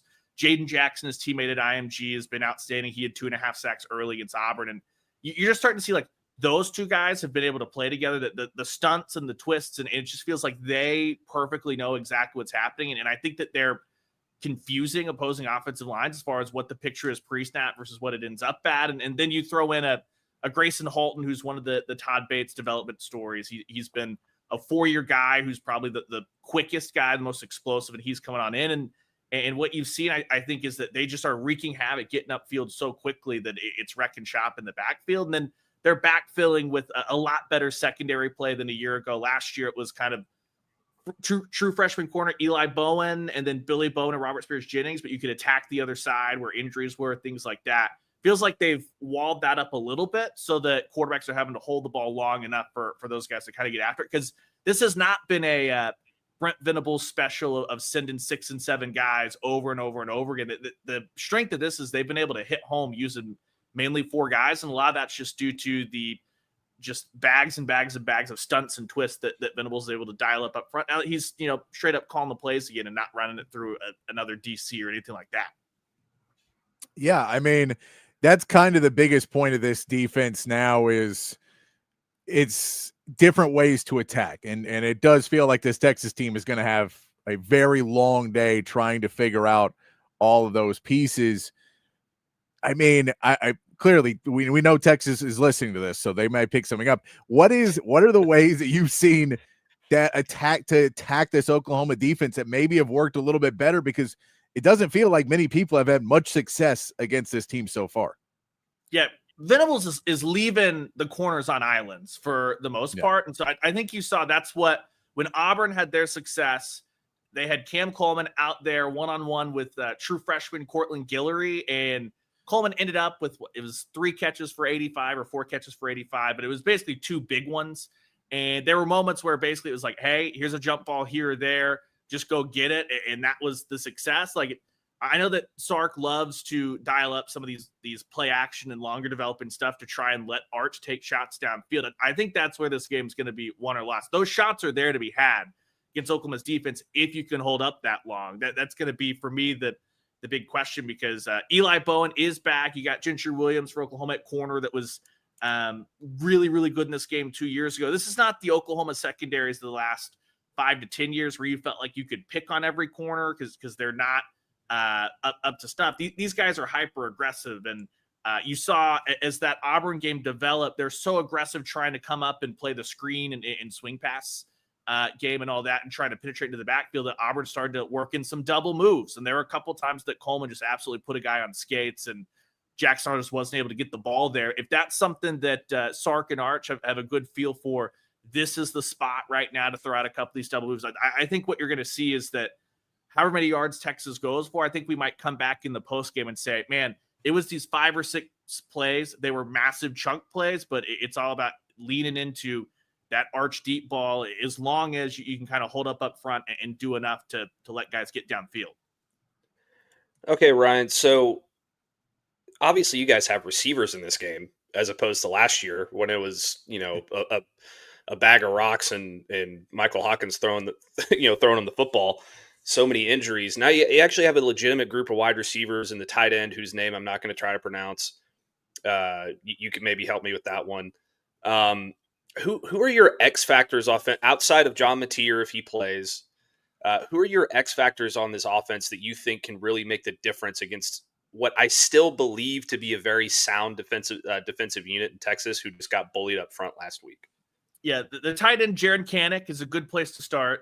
There it is. Yeah, he played linebacker for 3 years under Venables. He was basically like everyone knows this guy, the uber athlete that just plays quarterback, running back, all that stuff throughout high school football in Kansas. Tried his hand at linebacker for 3 years and was fine, but wouldn't find the field on this group. He flipped over, and what we're seeing is sometimes it's he has some innate ability, and playing defense for that long slows his process down. He's been really good on third downs and just has he's on the same page with John Mateer. I don't know what this is going to look like if it's Hawkins, because it felt like Mateer and Jaron Kanik on third downs. Kanik just knew this is the spot in the zone that I was supposed to defend for the last 3 years. This is how I attacked that. And so that's going to be a big piece. The other big one, too, is Isaiah Satania, the Arkansas transfer. He's going to be big in the punt return game, first off, and then he's kind of been the other guy that, if you think back to the big third down play that John Mateer had against Michigan, if anyone's flashing that, he was the receiver that was able to keep fighting back through. Those two guys have been the big pieces. The most talented receiver, Deion Burks, went for 100 receiving yards against Michigan, but hasn't really popped up here the last couple of weeks. So I don't know if that means he's due or if it's just kind of if he doesn't get the ball downfield going, he's kind of a non-factor, because there's not a lot of other ways that Deion Burks really attacks. So one big thing to watch, though, Keontez Lewis, he's the receiver that if you guys watched last week and saw the collision in the wall, he's questionable for this game. He's not been a big yard piece, but through the first 3 games, he had 4 or 5 just third down conversions. That was another big piece, that one of those classic, it's 3rd and 7. He knows exactly where the sticks are, 9 yards, gets it, falls down, first down, keep that thing moving. So the thing, though, with Burks and Satania, we haven't really seen those guys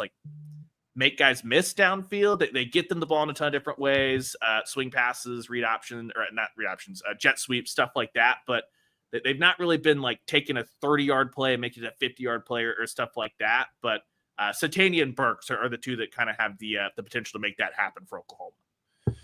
All right. We're talking to Ryan Chapman here from Sooners on SI. We appreciate you joining us today, Ryan. But let's get into the game on Saturday specifically. What do you see happening on this game? What do you see actually transpiring? If you were going to make some projections for this game, what do you think is going to happen, and who comes away with the victory?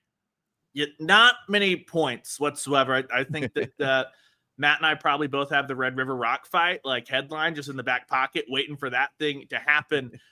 This one really comes down to, for me, if you're a Texas fan looking at the defensive line, offensive line, going, this could be really, really bad when I use defenses on the field. The thing I keep going back to is Oklahoma rung up 9 sacks against Auburn, tied a school record, still needed a last-minute drive to work down the field. The offense has been improved for a lot of stuff, but I don't think this is anywhere close to a Lincoln Riley offense or anything like that. And I think it's as simple as I don't have faith in Michael Hawkins Jr. to ring up the big plays when it matters. And I kind of have faith in John Mateer to do that. And so for me, it's going to be as simple as I'm looking at a 17-13, 20-13 kind of ball game in there. I just don't think that Michael Hawkins Jr. has the composure to deal with everything happening. Whereas I know that Arch has not been fantastic, but a lot of that has to do with the offensive line. I almost feel like him running around for his life these first couple of weeks helps him in this situation, because it's you've been dealing with chaos all year long. You've been on the road at Ohio State in the swamp.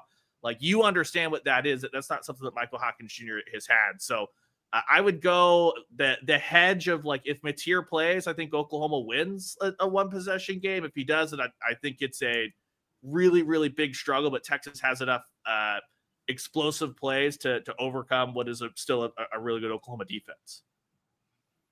Okay, I like that. Before we let you go, one more thing, Ryan. Favorite Red River rivalry we'll call it the Red River Shootout, actually, because that's what it should actually be called. Favorite Red River Shootout memory? God, that one's tough. So I've been really thankful, blessed. I've been to every one of these games in some form or fashion since 2004. So I've seen a lot of them, a ton of them. It's kind of hard to beat the quadruple overtime. It was 2020, so no one was there to see it. But I just try to imagine what a overtime situation would have been with Oklahoma and Texas, in a full packed crowd. But I think I go back to probably, for me, it was probably the game where Oklahoma fullback Trey Miller decided he was going to have 2 or 3 hurdles and just become someone that was an out of body experience and become a hurdler as opposed to a fullback. That one's up there. It's also hard to forget. We had the pleasure, Matt and I, of covering one of the nuttiest Red River shootouts ever, which was the Spencer Rattler, Caleb Williams, Xavier Worthy decides he's just going to set every record in the book. And we had that happening while we were on the overflow floor of the Cotton Bowl, which meant that it was Dallas police officers, Dallas fire, a lot of the concession stands workers just screaming back and forth in the press box while we're trying to cover this absolutely chaotic game. And I think that there were many times that we both looked over to each other's laptops. It was just a Control A, delete. We're just going to have to start this thing all over and re-rack. So from a coverage standpoint, it doesn't get crazier than like having to write 7 different stories to be like, I don't know what's happening here. This is peak chaos. Yeah, I remember that game too. I was at a Twin Peaks doing a broadcast for the station I was working at the time, and the mood in that place dropped really, really fast. There's nothing like this. Like we all know this. There's nothing like this game where like it feels like every moment is the decisive moment when you look at the faces on one half of the Cotton Bowl or the other, and the like legitimate momentum swing. People. So one of our colleagues at the time, he talks about he's our videographer on the field, being in the OU half of the Cotton Bowl as that comeback is happening, and talking about how that's like one of the loudest environments he's ever been in. And people just don't understand when like you say, like the Cotton Bowl gets that loud, despite the fact that it is only half of a stadium at any given moment. And that's where like other rivalry games are like, how could it be as loud as an 80,000, 90,000 when it's all one team? It's like, you just don't get it. The Cotton Bowl is like made to keep all that sound in and to either taunt you or like lift you up every single snap over and over and over again. Yeah, I couldn't agree more. That's that game that you're talking about. I had my column written for that game by the end of the first quarter. And I had to start over like I think 2 or 3 times. I just kept looking over at Ryan like, dude, like what are we doing? It was awful. It was so stupid. Who's this Caleb Williams guy? I'm sure we're not going to hear bunches of stories, and there's not going to be a thing of him leaving with the coach. None of that's going to happen here. Yeah, not going to turn much crazier. You walk out of there, and you're like, man, Caleb Williams is going to be played on the video boards at every timeout, like because they go back and forth with like the Texas legends, the OU legends, all that stuff. And then it's just like actually everyone on both sides of the rivalry would like to just do the Men in Black, laser, everyone forget it. We move on. Roll through. I like that. Ryan, we really appreciate you joining us. You can follow him on social media at _Ryan Chapman. Check him out on Sooners on SI as well. Anything else you want to plug, Ryan? We just got that rolling through, as I'm sure that Matt knows as well. It is a week where the content is overflowing. So if you've got anything, we got a lot of breakdowns of how like Oklahoma matches up in the different areas of the game. So if you're curious to stumble over and see what the Oklahoma vibe is, we got all that for you guys. And I'm sure that Matt has the exact same thing rocking and rolling over there. Yep. I appreciate you, Ryan. See you guys.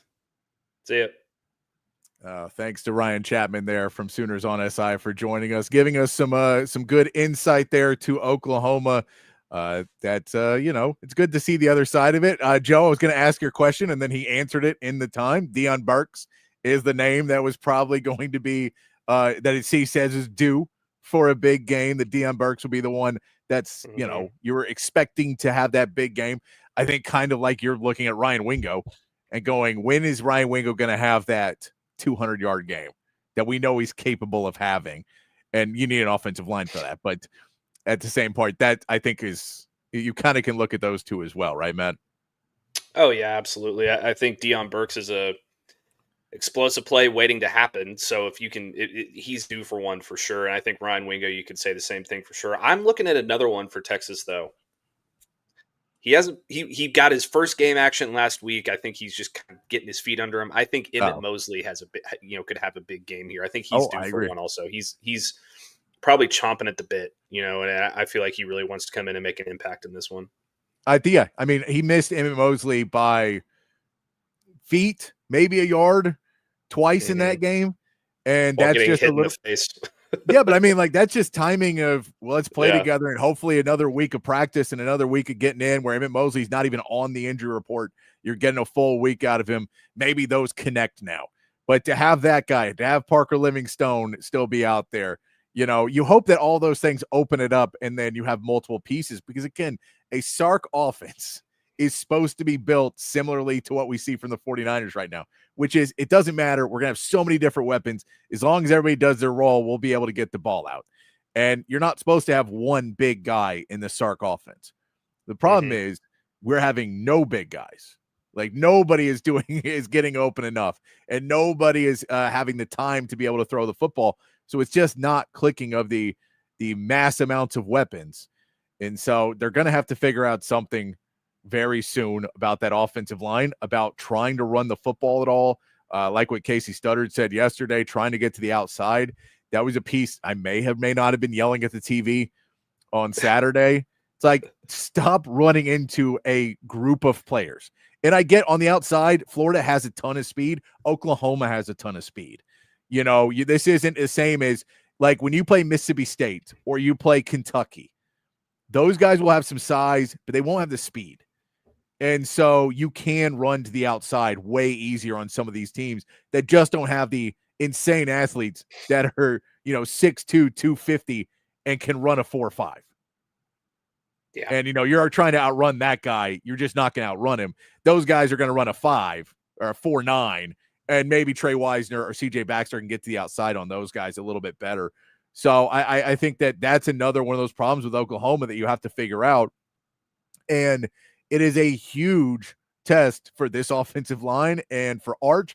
And if Trey Wisner is there to help out, whoever, to try and pick up what this Sooners defense is going to do, man, because that is with them showing, they're going to step back, they're going to stunt, they're going to flip, they're going to roll, they're going to do everything they can to try and confuse this Texas offensive line that has been confused at 4-man fronts. So if they don't know who to block when there's 4 guys there, I don't know what they're going to think when there's possibly 8 and then 3 and then 9. Like, what do you do? And so I think that those are the questions for Texas. How can you figure out, how can you pick those up? Because that right now is probably the scariest part of this game for me is Brent Venables just so light years ahead of any of this offensive line and where Arch is in his development that there's no way you're going to be able to know what's coming. Yeah, I mean, I think that's certainly a possibility. The scary thing for me is very much to that same point. Florida's defensive line is very physical, very athletic, very talented, and they were able to get after Texas with 4 guys a good majority of the time and just drop everybody back into coverage and say, hey, hold up on the offensive line and beat us deep. Oklahoma's defense, or their defensive line specifically, I should say, is way better than Florida's, in my opinion. Like the defensive tackles are better, the edges are better. Like you could Tyreek Sapp would probably start along that front for Oklahoma, but outside of that, I feel like Oklahoma's more talented across the board. Well, I think Caleb Banks would play. Caleb Banks wasn't playing against us; he was hurt. Well, yeah, so, and I'm taking that into account for sure. Yeah, but that's what I'm saying. Is like Florida had some dudes that weren't even playing. We were playing against some backups there. So yeah, and I think that's the scariest thing about this game for me. If I'm Texas, is figuring out a way to slow those guys down in the pass rush, which I've got some keys to the game. I don't know if you want me to do those now or save them for later, but it's going to be very tricky to stay in front of those guys, especially because against Auburn, whose offensive line has been struggling a whole hell of a lot, Oklahoma was having success in the pass rush with 3 guys. Yes. And dropping everybody else back. So that's something that if that happens, I don't know, man. Well, and so this also throws in, it's kind of the first question I asked about, the confidence level of John Mateer versus Michael Hawkins, because at a fan level, at the lower, at a level outside of what's in those buildings, we see Shane on the text line that says, I'm so nervous about this game. That's what you keep hearing. It's like really nervous, really scared, really wondering about this game. And it feels like OU, we just talked to Ryan, and he's like, well, if Michael Hawkins plays, we're nervous too, because we don't think we have an offense. Yeah. So we're like, we don't know what we're going to do. So in Oklahoma, they don't know what they're going to do if it's Michael Hawkins. So it does feel like if it's Michael Hawkins versus this Texas team, both teams are walking in with a little bit of, we have confidence. We know we're good. We know we can do all these things. But, oh no. And maybe looking to your left and looking to your right and going, is that guy going to show up today? And not worrying about yourself, not doing that, not the confidence where you feel confident in that team, especially on the offense on both sides. That I think that's a really big factor going into a game where there are both crowds, where you do get that positive reinforcement, but you get booed too. You're like, it's a, whatever side of the field you're on, and whoever wins the toss and picks to send their guys in, and can you get a stop and a 3 and out in your side of the field? And can you get a stop? And, on their side of the field? Can you do those types of pieces? I think that we saw Florida last week. They came out with an intensity that was completely and totally unmatched by Texas. And now you're like, is either one of these teams going to be able to key in? And is Texas going to be able to use their frustrations of 2 losses already, their frustrations of the national media that they say they don't pay attention to, but you can't, it's hard to avoid, that the frustrations that they're saying that this team sucks and it's a bust and they're awful. Are they going to be able to use that frustration, or is Oklahoma going to be able to rally behind and go, we're about to put the Longhorns out of their misery and rally behind that? It's the momentum in this game to me it's always big, and this year feels a little different and big because you have 2 nervous teams. Unless John Mateer says, I'm A-okay, here's my non-swollen hand, let's go play some football. And then in that case, I think all the confidence shades to Oklahoma. Yeah, and this is kind of an X factor in the game for me as well, Patrick, is the mentality of both of these teams going into it. Like on one side, Texas, I feel like at least they should feel like a lot like Florida did last week, where their backs against the wall. They have to come out and send a message and kind of prove to themselves that their season's not over and that they have to go out there and they're fully capable of dominating and everybody's picking against us and we want to go prove those guys wrong. For Oklahoma, whether or not John Mateer plays, I think that something could have a little bit of a factor for them as well. As like, guys, we have a chance to end Texas's season right now. We could humiliate our arch rival, even with our backup quarterback, which if you lose to Oklahoma with a backup quarterback, even if you're 9-3 and you win the rest of your games, I'm not sure you're getting into the playoff. So they have a chance to come in and completely they basically have a chance to come in and make Texas the most disappointing team in recent college football memory. Yeah. And that could be a very big motivational factor for them. I agree. I agree completely. And I think if you throw in Mateer with that, they're like, oh, we're good to go. Mm-hmm. I think that rallies the troops even a little bit more. So it's going to be a tough one. Go ahead and give us those keys to the game, Matt. What do you got for us that you think are the real keys? And I'm going to guess we're going to start with protect Arch Manning for more than half a second. Okay, so I've got stuff on how to attack the Oklahoma offense, and I've got stuff on how to attack the Oklahoma defense. All right, let's start. So I did some film review today. I kind of wanted to do an all 22 review today, but I just didn't think we had time, and frankly, it's a lot more work than I wanted to do today. So I just decided to watch the film and not do all the other stuff. Yes. For Oklahoma's offense, I think their offensive line has big splits, specifically at the tackle spots. So if you need to attack them when they're using that and rush upfield instead of trying to beat them on the outside, because that's how you attack those kinds of things. It's a very Mike Leach type thing to have those big splits with the tackles, and you have to rush upfield. And will that push Michael Hawkins outside of the pocket? Sure.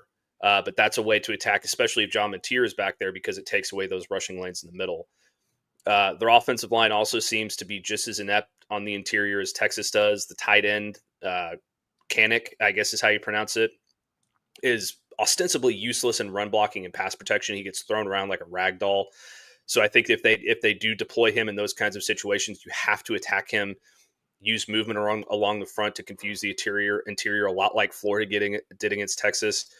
If Michael Hawkins is the starter, his timing and accuracy and mechanics are absolutely awful, particularly when he's on the move. He has bad pocket awareness. He doesn't react well to pressure, so you have to exploit that. If I'm Texas, I don't take their running game as a legitimate threat until they prove that they can run on you without a stacked box or with a stacked box or anything like that. Even the QB design runs with or without Mateer, I think you take that as you get it. And if that's the way they want to run the football on you, fine. You take that. In the passing game, like assuming Hawkins is in the game, I think it was kind of my game plan against Florida. It didn't work out well against Florida because you couldn't generate the pass rush. But you sit back in zone and you keep things underneath and on the outside because Hawkins does not have accuracy outside to exploit with his timing and his accuracy to those receivers. He can sail balls. He can throw them way off the mark. So that's what I would kind of do. Keep everything out of the middle of the field. Yeah. On the defensive side of the ball, how you would attack this OU defense. Their defensive line is like I said, it's more talented at doing everything that Florida exploited versus Texas with stunts and movements, and they can do it with 3 guys, they can do it with 4 guys. And with Nick Brooks at left guard, based on what I'm seeing, like I think they need to keep things more simplified in pass protection. Stop doing these complicated pulls with the left guard over to help the right tackle, and just play a very simplified pass protection scheme. Keep guys in front of you and from crossing your face, and just stay upright and try and stay physical with those guys in the middle. The secondary, I think, is a weakness for Oklahoma. I get that they're getting guys back, but if you give Arch the time, if you find a way to give Arch the time, he can exploit them deep and get some explosive passing plays in the deep passing game. But that's got to be set up. You can't overly rely on it like you did against Florida. You're going to get yourself in big trouble, and Arch is going to probably take a lot of hits. So you have to take those when they're there, but don't overly rely on it. And if you can hold up against the rush, like outside mid-range throws and those kinds of things like we saw early with Parker Livingstone, those are the kinds of things that I think could be bread and butter. And utilize quick screens and short routes in the middle of the field to help minimize that rush. Keep those guys playing a little bit back, and having to account for that outside stuff so that they can't just come screaming off the edge the entire game. And then in the run game, I think you have to utilize the outside runs. And like Casey Studdard said yesterday, the zone read running inside is not working. It's not seeming like a viable option with this interior. Really for the interior on the Texas offensive line and the interior of the Oklahoma defensive line. So I think you got to keep things outside. Utilize Arch in the running game as much as you can on QB powers or QB outside run, things like that. And if they can do all of those things, I think that they're going to be very successful. It's a very, very difficult thing with this Oklahoma defensive front. It's going to cause them a lot of problems if they can't hold up in pass protection. No, I like all of that, Matt. I think that's all very much on pace for what that Texas needs to do and their keys to the game. And it's for Sark and this team versus Brent Venables. Sark has to understand, for Brent Venables, their back's not against the wall. Yours now is. Mm-hmm. Your next 2 games are Kentucky and Mississippi State. You can win those, and you will still be considered a pretty big failure of a team rolling in to Vanderbilt and Georgia, because, I mean, quite frankly, everyone's going to look and go, you've only beaten the teams that are the bottom of the barrel. Y'all are a mid at best team. I think if you beat Oklahoma, you start to jump back into, we had a couple bad weeks, and that line between the two is not that big right now. So if you can get into, we had a couple bad weeks, but we can bounce back and we have a shot against Vanderbilt. We can beat Vanderbilt. And we have a shot against Georgia. I think that's a much better way for this team to go forward, because if it doesn't, it's going to be recruiting takes a hit, transfer portal takes a hit, everything else. And you just don't want to go that direction. So this is a really, really big game for Texas to try and get up for it. And it's just going to be a tough road. But it's going to be a rough game. It's a game that everyone at Texas I know is nervous for. So we'll continue talking about that. When we come back, I want to hit our SEC power rankings. We've got to make our picks, and then we'll wrap it up, finishing talking about maybe some other games and, of course, a little bit more Texas versus Oklahoma. It is a Red River rivalry. We are going to be off again tomorrow, but there will be a roundtable with my man Matt out there in Dallas, 3 to 6 p.m. and right here on the Texas Sports Unfiltered app and channel. So I will not be on, but there will not be an open gym, but there will be a ton of Texas Oklahoma talk. So we're going to come back into our SEC power rankings. I was told by a friend of mine, it's hard to listen to you because you're not homer enough in the SEC power rankings. Oh, you see why we weren't. And we'll see where it ends up this week. We'll get into all that and more here on Open Gym on Texas Sports Unfiltered. At Sleep Cycle Center, we can treat your sleep apnea in various ways. My story starts 15 years ago with the loss of my father to undiagnosed untreated sleep apnea. And this is a very preventable disease, and treatment options are various. Millions of people across America have sleep apnea, and they fail to realize the early warning signs. Fatigue, daytime sleepiness, and snoring are the most common signs. We'll find the best solution using advanced technology, oral and epigenetic appliances, or CPAP. We offer weight loss, oral surgery, and laser treatments. Schedule your appointment today and get your sleep evaluation.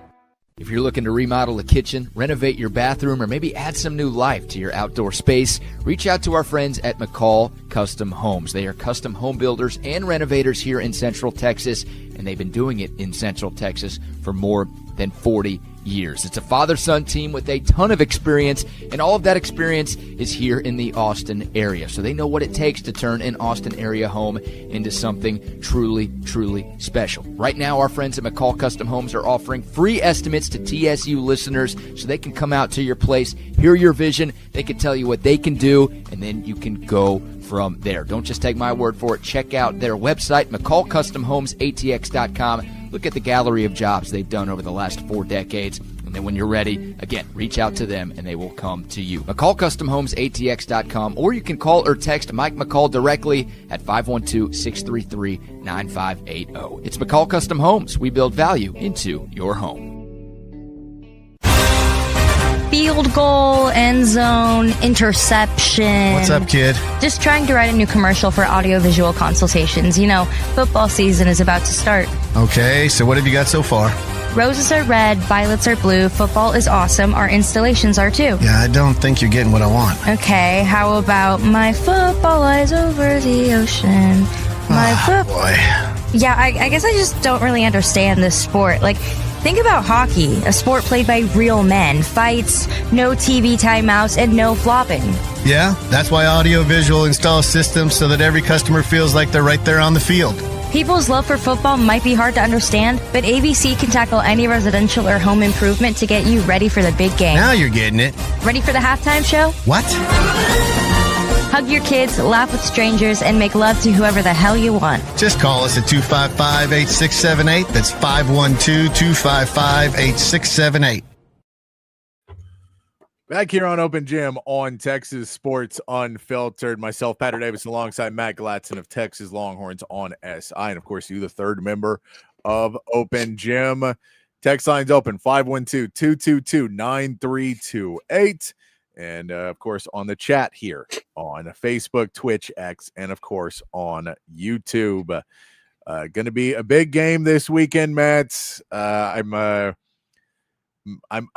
I don't know if I'm excited is the right word for it. The anticipation is killing me, though. The anticipation is killing me. This is the first Texas OU game that I can remember in quite some time where I had no idea what was going to happen going into it. Yeah. Like even some of these games, and obviously the games didn't always go as I expected, but I thought that I had a good idea of what could happen based on, you know, who the teams were in the play, like all this stuff. I legitimately have no earthly idea what's going to happen on Saturday. Like I think it could go either way. I think it could be a blowout either way. I think it could be a one possession game either way. I think Arch could throw 3 interceptions, or I think he could throw for 400 yards if he could get some protection. Like there's so many different things that could go into this game that it's very, very hard to predict. So we're going to make our picks later, and I still haven't made my decision yet, Patrick. So here's the good news, Matt. You don't have to make your pick today in the Texas game. You can save that for tomorrow at the round table. You don't have to make it today. Are we making picks at the round table? I believe you'll be making picks at the round table, so I won't make you make it today. I will make mine today because I will not be on, but I will let you wait till tomorrow to do it. So give you an extra day. Get down there, get another injury report on John Mateer. See there. Goes in. And Joe, it kind of is which offense likes less, and really which offensive line. Because in all reality, Texas outside of the offensive line, very talented. It's just you really need that offensive line for anything else to work. It is 11 players working together, and if one falls apart, you get that. And I mean that somewhat happened to Texas on the defensive end. You know, you'd have one guy slip or fall or something like that, and all of a sudden it's a huge play going the other way. Mm-hmm. Yeah, I think Texas is talented at 8 positions. Well, they're talented at 10 positions, but I think that, usable talent at 8 positions, and it's the only one on the offensive line is left tackle and right guard. The other ones are all a mess right now. I think Texas's offense, generally speaking, sucks less than Oklahoma's. I do too. I think that if John Mateer plays, Texas's offense is still generally less bad than Oklahoma's. I think if Michael Hawkins Jr. plays, then Texas wins. But it's one of those situations where, like, I thought Texas was going to beat Florida, like, pretty handily. Yeah. So yeah, but I also did not expect that Florida team to show up, and that Florida team showed up. So we'll get more into that. Let's get into our SEC power rankings, Matt. As let me see if I can find our SEC power rankings last week. There we go. That is what we finished with last week in our SEC power rankings.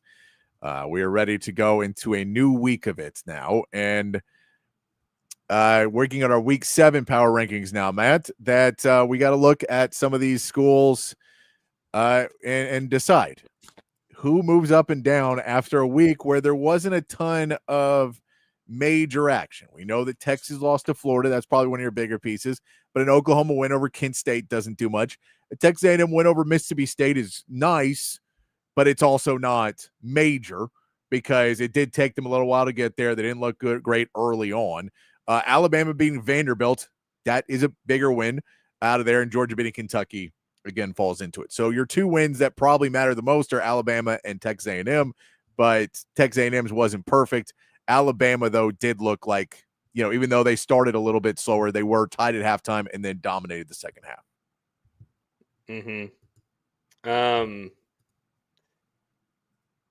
Really, for Texas A&M, they looked bad until the fourth quarter. Yes. So it really, like, halfway through the fourth quarter. So, and give credit to Mississippi State too. They played really well. I agree. They lost their top running back during that game, which was unfortunate. But I honestly don't see much movement in Tier 1 right now. I just don't think that anybody really did anything to move up or move down. The only consideration I would probably have is flipping Texas A&M and Alabama, but Texas A&M won 31-6. Yeah, I mean, it's hard to move them when you have that win. And I know Alabama beat a Vanderbilt team who's been playing very well, and it's a ranked win. And, they were able to shut them out in the second half and end up with a 30-14 win over a 16th ranked team. So there is a consideration there. I don't know if we have to do that. I don't know if that's necessarily the way to go in that game. In that we may just leave them like that. For this week, Alabama, I believe, is playing Missouri this week. So if they win that game, then they get to move up because A&M is playing Florida, and then we'll see where Texas A&M and Florida go as well. And Ole Miss plays Washington State, so they may lose the ranking just because their schedule's so lame. Matt, what a lame schedule, taking them out because they're going to win by. They're going to what's the line in that one? 31.5. Yeah, I mean, they're still undefeated if they win this weekend. They are. And that's all. Look, that's all dependent on what happens this week. We don't know what's going to happen this weekend, so I cannot predict what next week's will be. But I'm with you. I don't know. I'm fine leaving it the way it is. I think Alabama could jump ahead. I think that those guys are kind of 2A and 2B at this point. They are 2 and 3 on our list, but it feels like 2A and 2B to me. So I'm fine leaving it and not having to make a move there. I don't think anybody else has jumped into Tier 1 with them either. I don't think anybody necessarily looks like they're the world beaters. So let's get into Tier 2, Matt. We have a Missouri team who's played very well, a Tennessee team who's played well, LSU. No one did anything spectacular last week, but Texas loses. Vanderbilt loses. And Florida wins. So you're really saying how much does Florida move up on this list? And how low does Texas go on this list? And does Vanderbilt drop it all back down to a tier 3 because it lost to Alabama? Yeah, I think you move Texas down to 10. Well, no, I think you move Texas down to 9. You move Oklahoma up to number 8. And you move Florida to 10. And I think the tier 3 starts at 10. Because I can't move Florida from tier 4 to tier 2. No, I gotcha. And so if we do that, all right. So then, yeah, we'll take Vanderbilt and move them over into tier 3. Let me move my things around.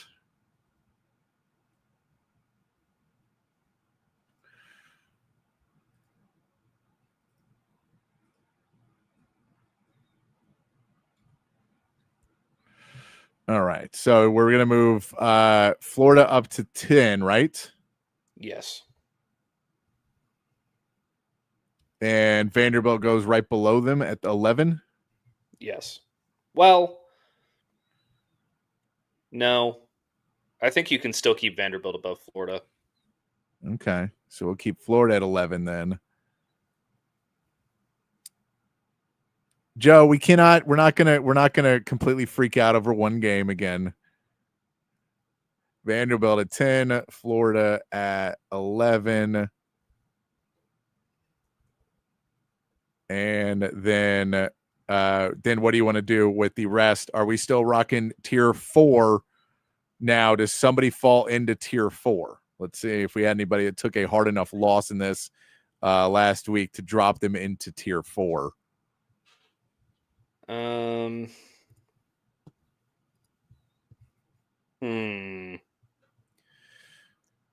didn't play, so I can't drop them. Auburn didn't play. Arkansas didn't play. So it makes it a little bit tougher to drop anybody. Arkansas was already in there. Sorry. South Carolina didn't play as well. So it's hard to drop either one of them into there. I don't think Mississippi State drops into there as well. So what we'll say is tier 3 now has tier 4 turns into a 2-team tier. Yes? Yes. Okay. So there we go on that one. And then we run in to pick 14 here.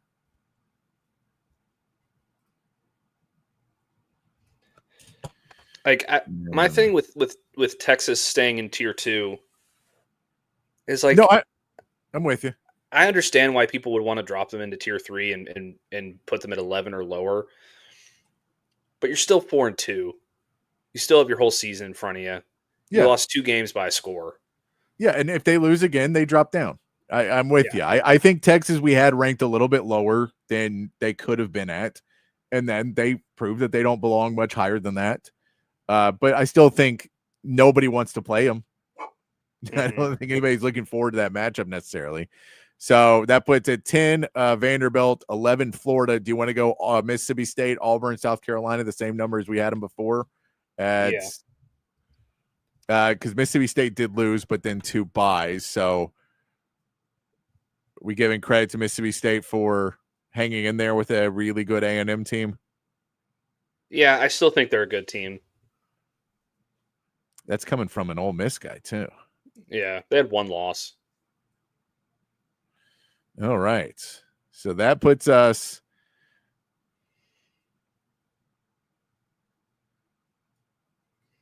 Vanderbilt at 10. Trying to make my graphic work so I can do this quickly, Matt, and it's going slowly now. Trying to make everything fit. Well, that's the real trick, isn't it? Yeah, I mean, Kentucky has to be 16 because they got blown out by Georgia. Yeah, Arkansas didn't play. They don't get to move up. They don't get to do anything. Yeah, Arkansas is trash, but they're better than Kentucky.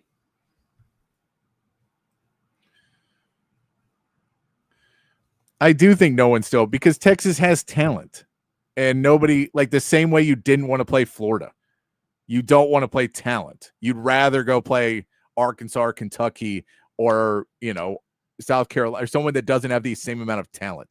because talent, as we saw last week, can show up whenever it wants. So it won't always be. Let me say this, Hair of the Dog. I think that fan bases for these other SEC teams want to play Texas and beat Texas.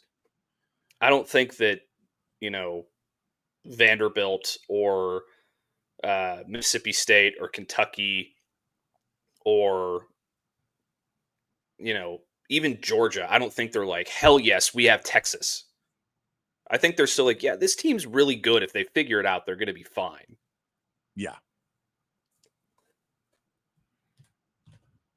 All right. So that puts our new rankings. And Joe, let me say this. Texas against any of the teams in this power ranking regardless would be a toss-up. The only teams that I think would blow out Texas at this given moment are Texas A&M and Alabama. If they played the way they played last week. And Joe and Hair of the Dog, I get the concept that we are very down on Texas. Again, Texas has been in 2 games at the end. They're on the road. I just don't see it as, wow, Texas is a really bad football team. I don't think anybody's really looking at it like that. I mean, hell, we saw all the quotes from coaches basically coming out saying that athletic article was stupid. Going like, do y'all not watch football? Like there's talent there. There's a lot of pieces. I think people want to beat at Texas, Hair of the Dog. I agree. I think that people want to beat Texas. I don't think they necessarily want to play them. I think they're fine with the idea of it. We'll see. Like Vanderbilt's going to be all up for the game. Vanderbilt is going to be all for it. And if Texas beats Vanderbilt again, then we got to go, yeah, I know.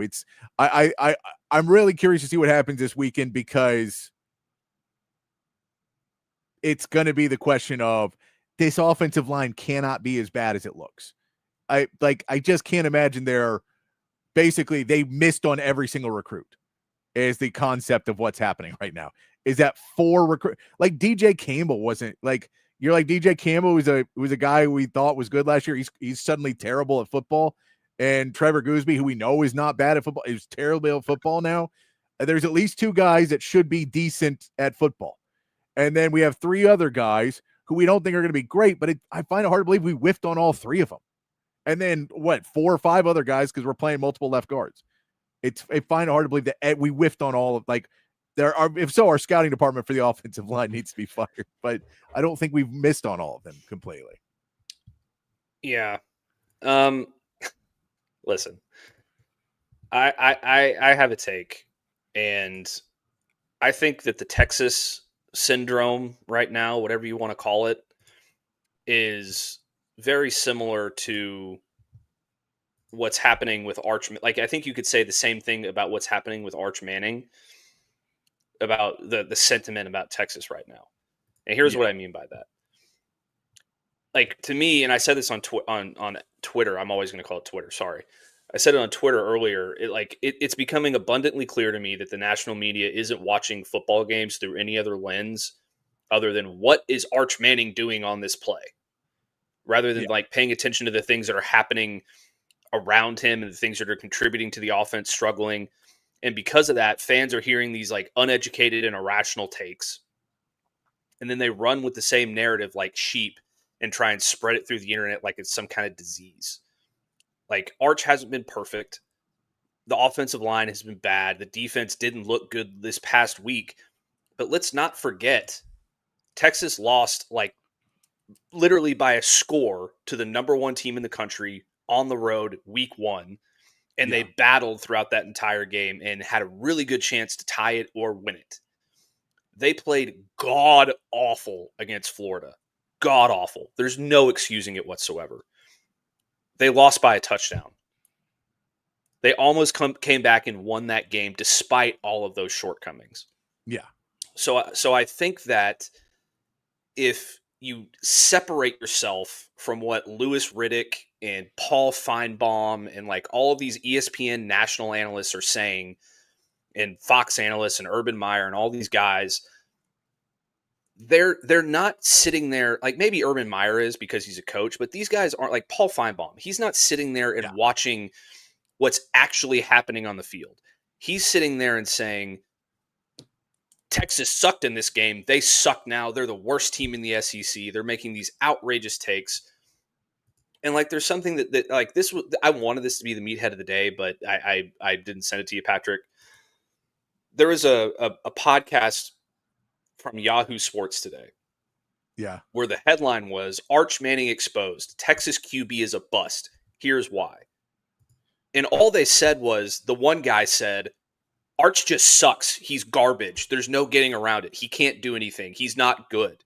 He didn't provide any sort of intellect or breakdown of what was actually happening in the football game or why Arch was struggling or talk about the offensive line or talk about the receivers not getting open or talk about Sark sticking to his guns about trying to get things downfield when the pass protection wasn't working. And then the other person on that podcast said, I talked to someone very well connected to the Texas football program. And a lot of fans are talking about Sark giving up the play calling duties. Huh? Somebody very well connected to the Texas program, but then your point is about the fans? Yeah. Like those are the kinds of people who are educating the mass on Texas. Yeah. And you can't take that seriously. You have to look at the facts. You have to look at the talent on the roster. And if you do that, then you can see this team is still really talented. If they just figure out 2 positions on the offensive line, maybe 3 with right tackle, they can beat anybody. Yeah. And they can still make the playoff. And they can still win the SEC. Yeah, and that's what I'm kind of at is I'm like, look, I get the SEC, I get the playoffs. That may be a bit too far right now. It has to go back to, but this is kind of my point from the beginning of what maybe the rat poison was from inside the building was Sark consistently saying, guys, we got to play. It's about winning this week. It's about next week. It's about winning this week. By the way, don't work too hard. Like, we got to make sure no one gets hurt because we're going to play 16 games. And those two things can't go together. Because you got to walk into that building week 1 and go, well, I don't think we're playing more than 12 games. Prove me wrong. Let me be worried about injuries in week 14. Let me be worried about it then. But I'm not worried about it right now because we're not playing a conference championship. We're not playing in the playoffs. We may get a bowl game. And that philosophy, that mentality has changed. And if you get there, but I like, because 2 years ago, Texas was not a playoff team, right? They weren't supposed to be a playoff team. You were like, maybe they can make it, but they're like, it was a battle to get there. The first year in the SEC, no way we're going to be a playoff team first year in the SEC. We make it. This year, we're supposed to be the playoff team. And the rat poison comes from within. And so I think that is where coaching-wise, attitude-wise, everything else has to shift. And hopefully we see what happened with Florida last week. We saw what happened to Alabama when, everyone was saying they're going to fire Kalen DeBoer a season and a half in because he lost to Florida State. Hopefully we see that back against the wall, trapped animal of really prime athletes and competitors that are going to be able to come out and show up this week on Saturday. That's, I think, where we want to see, where I believe this Texas team can go. Now, you have to keep that going, but it is right now, I can't just walk away and say, this is as bad as it's going to get. And here the dog, there's limitations with every single head coach. There's not one in the current day that everybody loves. What is Kirby Smart? Do you want to talk about all of the people going after Kirby Smart right now that he can't hire well? And he's either too reliant on Bobo, or he should get rid of Bobo or whatever. And people hate Kirby Smart. People hate Dabo Swinney, national champion. People hate Ryan Day, won the national championship. Like, it is what it is. I get that the leadership is, I don't think there's no leadership. I think there's young leadership. I think we have sophomores and juniors and not enough seniors leading this team. Michael Taft is basically your leftover guy, and he's not even supposed to be here this year. So I think that there was maybe the handing over of power didn't happen as well as it had happened in the past. They will work on that. The dogs part, not on the offensive line. There's dogs on this team. If you want to tell me Trey Wisner's not a dog, you're out of your mind. Okay. But I gave you on the offensive line. I want to quote that that Instagram reel that's made waves over the last couple of years. DeAndre Moore, dog. Dog. Trey Wisner, dog. Arch Manning, dog. Anthony Hill, dog. Michael Taft, dog. Jelani McDonald, dog. Colin Simmons, dog. There's tons of dogs on this team. So I don't want to hear that either. It's just I want to say two other things. My dad has an awesome take that I want to read on the air because I think this is a great take. He said, my take is that they just didn't come to play last week against Florida. It was close against Ohio State. Those offensive players are all 4 or 5 stars. Arch is a stud. This is Texas derangement syndrome. That's exactly what it is. It's Texas derangement syndrome because if you don't come out and beat every team 50-0 and you're a Texas fan, you think your team sucks. No, I get there is a frustration, which I get because I'm frustrated too, because I'm frustrated in how poorly they played and how that makes me feel. I get it. I'm with a lot of these people that the frustration is there. I think too many people look at football so differently than other aspects of life. And if you were running a company and you go out to run an event and the event doesn't go well, you are not going to fire your staff and you're not going to say we can never run another event. And you're not going to say, well, the only way we're ever going to run this if we hire 2 other people to completely revamp it. You'll go, hey, what was wrong with that? Let's go figure out what was wrong and let's do it better the next time. There is way more pressure, way more money, way more everything else. But the whole point of who you hired was that you think these are bright minds. I get the frustration that you think these guys are doing the same thing over and over again and expecting different results. That is extremely frustrating. We all say, if this offensive line comes out and they just try and run up the middle and then script is 3 or 4 plays with runs up the middle for 1 yard or hit behind the line of scrimmage, we're all going to go, what the hell are you guys thinking? The hell, have y'all what is wrong with you? But yeah. I also think that we will see a progression of a new world. I get that it's one of the reasons why it's very hard to be a coach over time, especially a play calling coach, because it's very hard to evolve your game with everything else happening. Sark is a guy who is there from dusk till dawn. He is there from dawn till dusk, rather. He probably goes home at night. But he is there all hours of the day trying to get there, watching film. When he's at home, he watches football. I have faith he can still grow. When that faith goes away, I'll let y'all know. Yeah. But for right now, I'm not going to go out there. And Benjamin, I think there's guys who are really good. To your point, I agree. But I think there's really good motivational coaches. And I think Tom Herman was a really good motivational coach. And I think he will always fall apart when it comes down to really needing to know what to do when you start to play teams with better talent. Whether he didn't develop players, he didn't do a lot of other pieces. So I get Heather Dog. I misspoke. But I like that's the issue right now for Sark. I look, I'm with you guys. I'm as frustrated as anybody because I've been there with Sark from the beginning. I had my questions about when they hired Sark. I voiced those on the air that I had questions about when they brought him in because I wasn't sold on him being a head coach. And then there was a lot of things he did to fix the problems and grow and get better.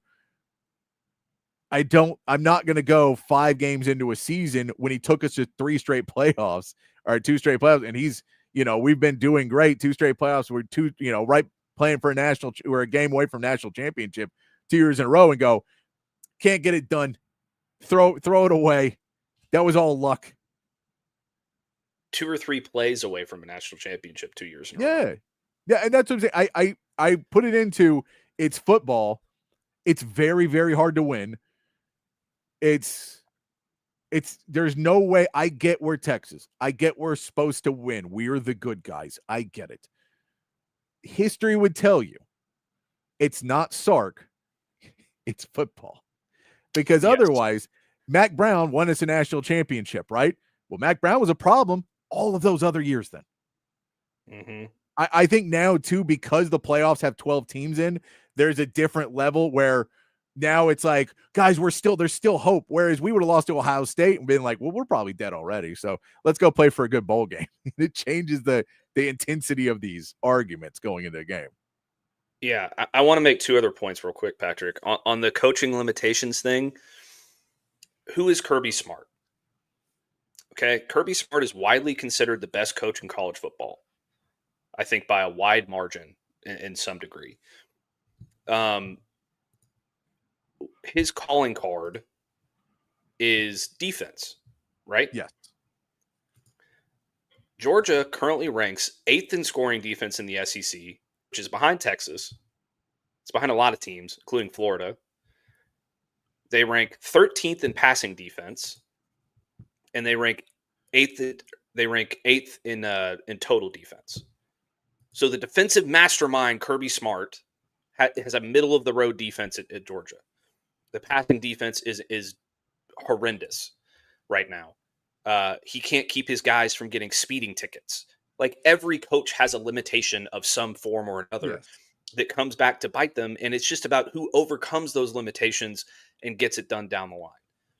The other thing that I want to say is that this season, I know that they didn't start number one, but this season is eerily reminiscent to me of the 2004 Texas Longhorns, who started the start of the season, number 7, Vince Young's quarterback.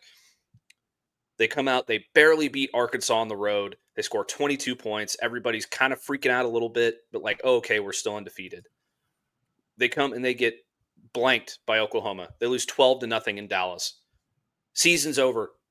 What do they do after that? They run right through the schedule, get to the Rose Bowl, and beat Michigan in one of the all-time great games of all time. These things can be fixed because once you figure out the key to unlocking what you need to unlock, which for that team was let's let Vince be Vince, or for this team is figuring out your left guard and your center position. Once you figure that out, things are just going to start clicking. And DJ Lagway said it about Florida. He's like, once our offense starts clicking, it'll pop. And it popped last week because they got Dallas Wilson back and they dominated on the offensive line and they ran the football, which were the things that they needed to do to fix their team. And if Texas can figure out the thing that fixes their offensive line, that just gives Arch a little bit of time to throw the football, they're going to roll through the rest of their schedule. Maybe not roll through Georgia, maybe not roll through Texas A&M, but they're going to be good. And that's the most important thing to remember is it's just a couple of things away from being great. Yeah.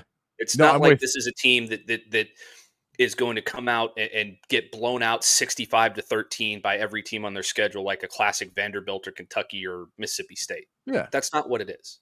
No. And I get again, and Hair the Dog, you're right on. The preseason hype was the reason.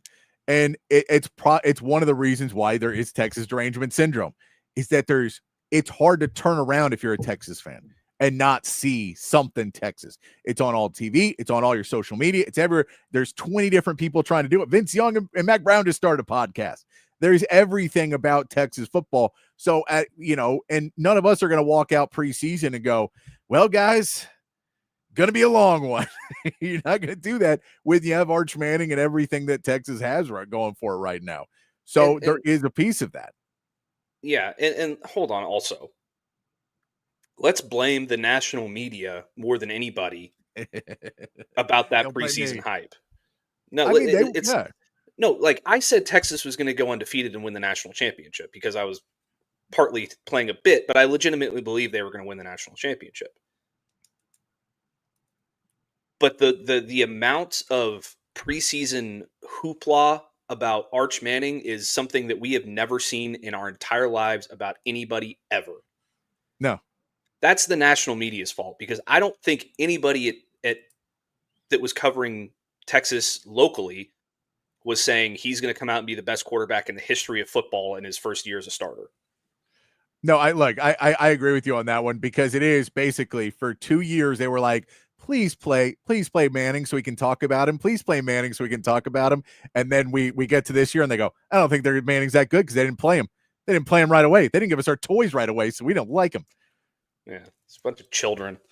Yeah. All right. It's 5:45, Matt. We've got a little bit of time. Why don't we hit we'll calm down and we will hit our predictions now. Here Patrick and I just cooking over here. Just cooking. And Benjamin, yeah, they look, national media is not they're setting whoever they want up for a fall. National media is all about hyperbole now.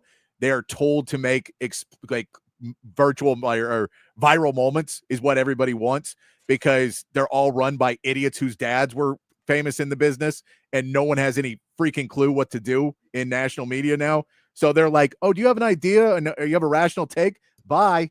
Hey, Kinder Perkins, can you come in and say something stupid every 5 minutes? He goes, yeah, I say something stupid every 3 minutes. So that's what the national media is now. If you're good, you're out. Go have fun working for some other weird article where you can actually cover sports.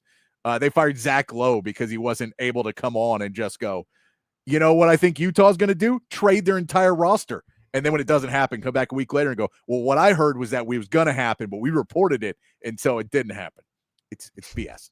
It's terrible. It's one of the reasons why this industry is not as fun as it was when I got into it. Let's go, though, Matt. We're going to calm down. Get into some picks.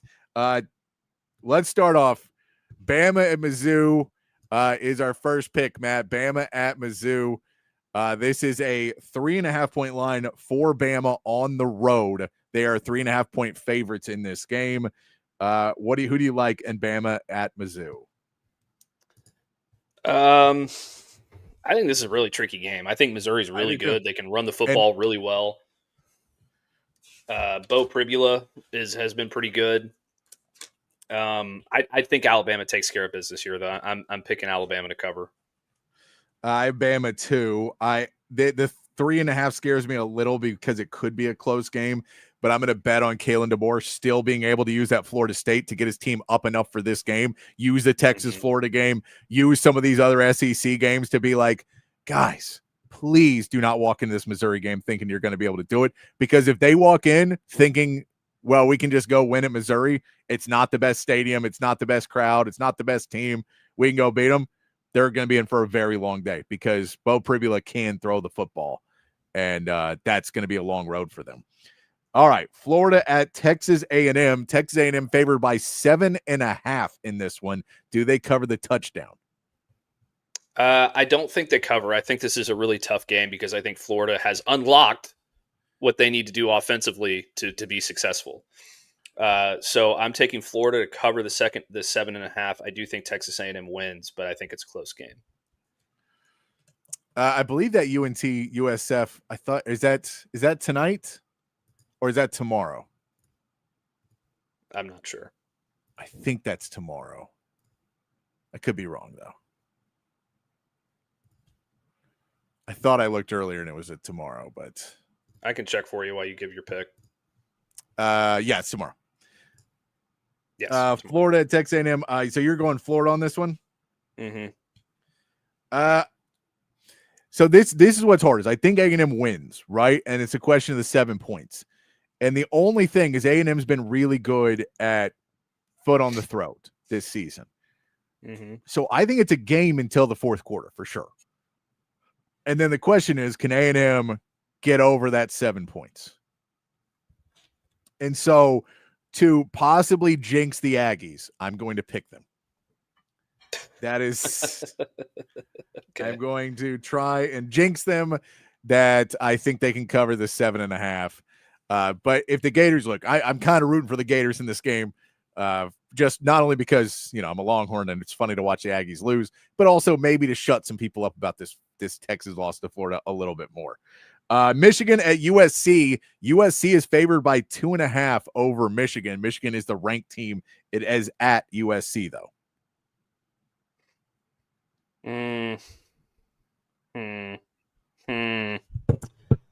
What is it? 2.5? 2.5. Give me the Trojans. I don't believe in this Michigan team. I think that I think USC is going to be able to score. Is there a Big Ten availability report? I don't know if they do that. They probably don't because they're big cheaters and all, so they can't do those side of things. That was apparent. They do have them. Okay. Well, they're lying on them because they're big cheaters and all. I'm going to look at USC really quick. Yeah. Give me. Oh, they just don't have anybody listed on any of these. It hasn't been updated since September 15th. Liars, cheaters. Liars and cheaters, everybody. Liars and cheaters. I don't know if Jacoby Lane's going to play. If he does, they win. I'm just going to assume he's playing because I don't know if he's playing or not. I'm going to go USC minus. Is it plus 2.5? USC minus 2.5. Okay, I'm going to go USC minus 2.5. I think they win by field goal. I'm going to go with Michigan. I think hard-nosed football is what Lincoln Riley hates the most, and that's what Michigan's built upon. So I will go Michigan being able to just run the ball and play enough defense that they're able to hang in this game late, and then maybe the young kid, Bryce Underwood, makes a big play to get him the win. But I picked USC before, and I thought they were playing better, and then they immediately stopped playing well. So I'm going to go ahead and go Michigan on this one. All right, let's head to the NFL real quick, Matt. Seahawks minus 1.5 at the Jags. At the Jags? What time is the game? Jags. I think it's a noon game. I have to look. Okay, if it's not a night game, I know that. Okay, I'm going to take the Jags because that's a really long trip. 12 o'clock game. Yeah, I'm taking the Jags at home. Taking the Jags. All right. You know what? I'm going to go Seahawks. They've been playing really good football. It is a tough on the road. The Jags are riding a high, though, and I think they come back down to earth this week. And the Seahawks are able to get a win on the road. 49ers at Bucks. At Bucks. Bucks are 2.5-point favorites. Give me my MVP favorite right now, Baker Mayfield. You said plus 2.5 or minus? Minus 2.5. Baker Mayfield. Yeah, give me minus 2.5 on the Bucks. I'm with you on that one. I like what the Bucks are doing. They're fighting in games. Mac Jones has been really good. Brock Purdy's probably out another week, but they just are so beat up. At some point, he has to come back and get you. I am a huge Kyle Shanahan fan. That is 100% true, but I still don't believe that this is necessarily going to be where we go. All right. Lions at Chiefs, Sunday Night Football. Chiefs are favored by 1.5 over the Lions. Chiefs are favored in this game. Give me the Lions. I don't believe in this Chiefs team. I think the dynasty's over. The run of greatness is over. Detroit's a really tough place to play. They're playing in Kansas City. Kansas City. Okay. Also a really tough place to play. Kansas City's a tough place to play. I thought it was in Detroit. But still, give me the Lions 1.5. I can't until Rashee Rice comes back. I can't put any stock in this Chiefs offense. I'm taking the Lions as well. I think that this is, I think that this is definitely a week that the Lions can prove it. And I think this, if the Chiefs make a run, it's going to be a later run. But the offense is not good enough right now. The Chiefs magic has not been happening, and so I'll give the Lions the chance because they've been playing pretty good football on that one. Let's take our second break, Matt. We come back, get to our meathead. I will give you some of the options for your food at the State Fair, some of the new foods. See if you like them. When we come back here on Open Gym on Texas Sports Unfiltered. Hi, I'm Hayden Covert. Welcome to Covert Buick GMC of Bee Cave, your home in the Hill Country for new and pre-owned Buick and GMC vehicles. With beautiful inventory arriving daily, including the GMC Yukon, Sierra 1500, and Buick Enclave, you'll be certain to find the perfect vehicle at an incredible deal. Our service department is also open for all your vehicle maintenance needs. Visit us today for a test drive. Covert, born and raised in Austin. We are professional grade. Altstadt Beer, the best beer that you can find all throughout the great state of Texas. Y'all know I've been a fan of Altstadt for years now, and if you try it, I think you will be too. If you've already tried it, you know exactly what I am talking about. Altstadt is brewed locally in Fredericksburg, but available all over the state of Texas. So if you're tuned in Austin, San Antonio, Dallas, Houston, it does not matter. You can find Altstadt at a local grocery store or liquor store. They've got a bunch of different brews, something for every beer drinker out there. The lager, the Kolsch, those are their two flagship beers, both award winners. They are fantastic. The Altstadt Light sacrifices on calories but does not sacrifice on the taste. They've got great pills, tons of great seasonals as well. I'm telling you, one sip and you won't go back to the other beers you've been drinking in the past. It is the official beer of BK. It should be the official beer of you as well. It's Altstadt Beer. No impurities, no regrets. Hey, Hey y'all, I'm Camille McKay. And I'm Tom McKay, owner of Audiovisual Consultations. The old man and I are here to give you your summer weather forecast. It's hot. That's right, kid. Which means it's time for pool parties, grilling burgers, and taking a beach vacation, right? Well, I don't know about a vacation, but Audiovisual brings more heat than any tropical destination. It was worth a shot. I'll settle for some outdoor speakers. You know, Audiovisual can do a lot more than that. We provide outdoor video screens, audio systems, landscape lighting, even solar shades for your patio to keep the Texas heat at bay. Well, I'm sold. Let's wrap this up. I'm ready to lounge on a floaty and listen to some smooth jazz. Well, that sounds wonderful, but some smooth reggae is the way to go this summer. Good thing we can listen to both with the Sonos sound system. I call dibs on the floaty, though. Peace out. Kid, wait a second. Give us a call at 512-255-8678 or visit us at avconsultations.com. That's 512-255-8678. All right, Matt, let's roll in to the final few minutes of the show and look up some of these foods for Matt here. Let's see, Matt, what do you like out of some of these picks here? You can get there's a tequila there. There's a Baja fish tacos, a ramen bowl, some Cajun stuffed seashells, chocolate covered strawberries. Anything you've seen that you like? Let me start on the top row. I'm all about tequila, so I would crush one of those drinks. Baja fish tacos are not my jam, so I'm going to pass on that. Berea ramen sounds interesting. I might give that a shot.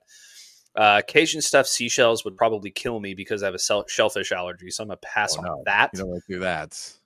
Love a good chocolate covered strawberry.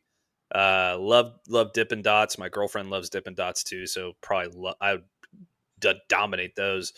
Churro cheesecake jalapeno popper sounds like it's right up my alley. I would right. Yeah, let me see if I can find the actual. All right. It is classified as a bold reimagining of the classic jalapeno popper. This unexpected dessert pairs the gentle heat of fresh jalapeno peppers with a rich cheesecake filling covered in churro batter and delicately fried. The result is a surprising harmony of sugar and spice, finished with a dusting of cinnamon sugar and a side of dulce de leche sauce. The churro cheesecake jalapeno popper is a dessert with a Texas-sized attitude and a true state fair of Texas original. Damn, I'm hungry now. I don't know about the gentle heat of fresh jalapeno peppers because those things are spicy as shit. I love them though, but I would crush that. Colada lemonade, I'm sure, I guess.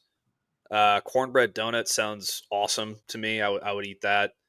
Dubai chocolate dream. I can't really tell what that is. It looks decadence. That is a dessert fantasy packed with decadence. A pistachio butter kataffi rim lines a 16-ounce cut and is drizzled with rich chocolate, filled with fresh strawberries between 2 scoops of vanilla ice cream and topped with whipped cream.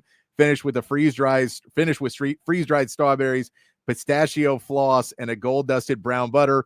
Dubai chocolate chip cookie stuffed with pistachio kataffi. I don't know what that is. Marshmallow, chocolate, and secret ingredients. Every bite is pure luxury. That sounds like diabetes in a cup, so I probably avoid that one. All right, there's more. You're not done yet. Oh, there's round 2, baby. Let's go. There's 3 pages of this, Matt.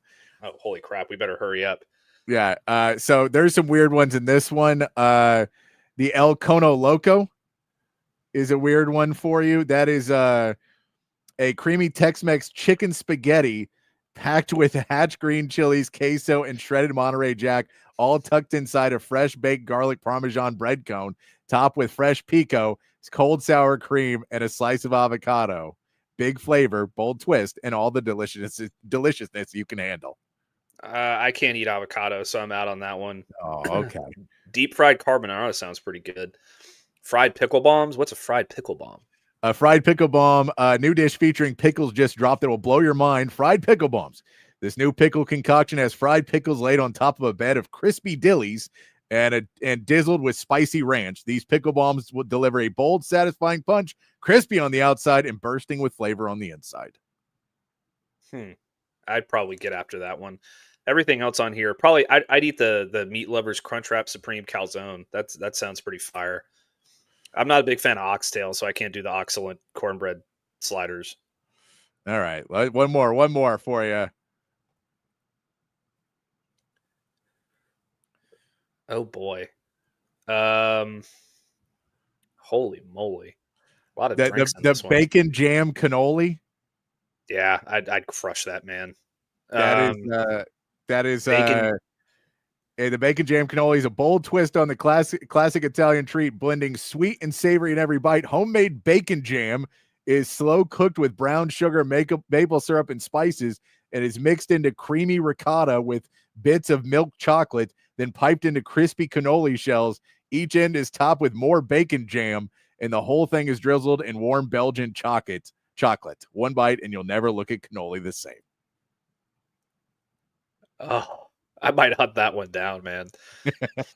I'd also crush the Russo's bacon jam Wagyu sliders. I love Wagyu. So you just got to go to Rosu's. Feels like that's where you need to head to. Yeah, I think so. I really think so. What's the Rodeo Roper pretzel? It's basically a pretzel with barbecue sauce. Love that. I thought it was going to be more, but it's basically a base pretzel with barbecue sauce. And I love ube, so the ube rice cream crunch sounds delicious as well. The other weird one is what on earth is this?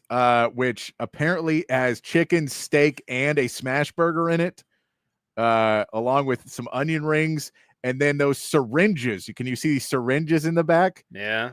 You squirt those into it. They won't say what's in it though. Give me 2 of them. I love it. There you go. Some good stuff for you to check out. These are just the new items. That is not including all of the previous items that are at State Fair. I got to get a corn dog. I guess I'm going to split a funnel cake double bacon cheeseburger supreme or whatever the hell it was. With somebody down there, yeah. With Chip. The turkey leg, fried Oreos. Oh, yeah. Man. There you go. All right. Before we get out of here, I will give you my prediction. 24-20. I think that's more points than I think it would be, but I'm going to go 24-20. Texas wins. Texas wins. I'm going to go ahead and give you my prediction because I've been thinking about it. I'm going to go 20-16 Texas if Michael Hawkins plays. If John Mateer plays, then it's 21-20 Oklahoma. Okay. Yeah, I'm just going 24-20, and I'm sticking with my prediction that John Mateer will not play. I'm going to go full on John Mateer's not playing because I'm not on the air tomorrow. So what do I care? I will be doing. I may change my mind before tomorrow. You may. I will be doing post game with Zay though. So depending, you will see a happy or angry Patrick on the post game right here on Texas Sports Unfiltered. But tomorrow, tune in 3 to 6 or hang out with the guys in Dallas. We got to get out of here. But remember to be kind, be safe, keep your underwear clean. Keep tuning in to Texas Sports Unfiltered the next couple of days. But we will be back on Monday. So until then, have a great weekend, everybody. And 602 and OU still sucks.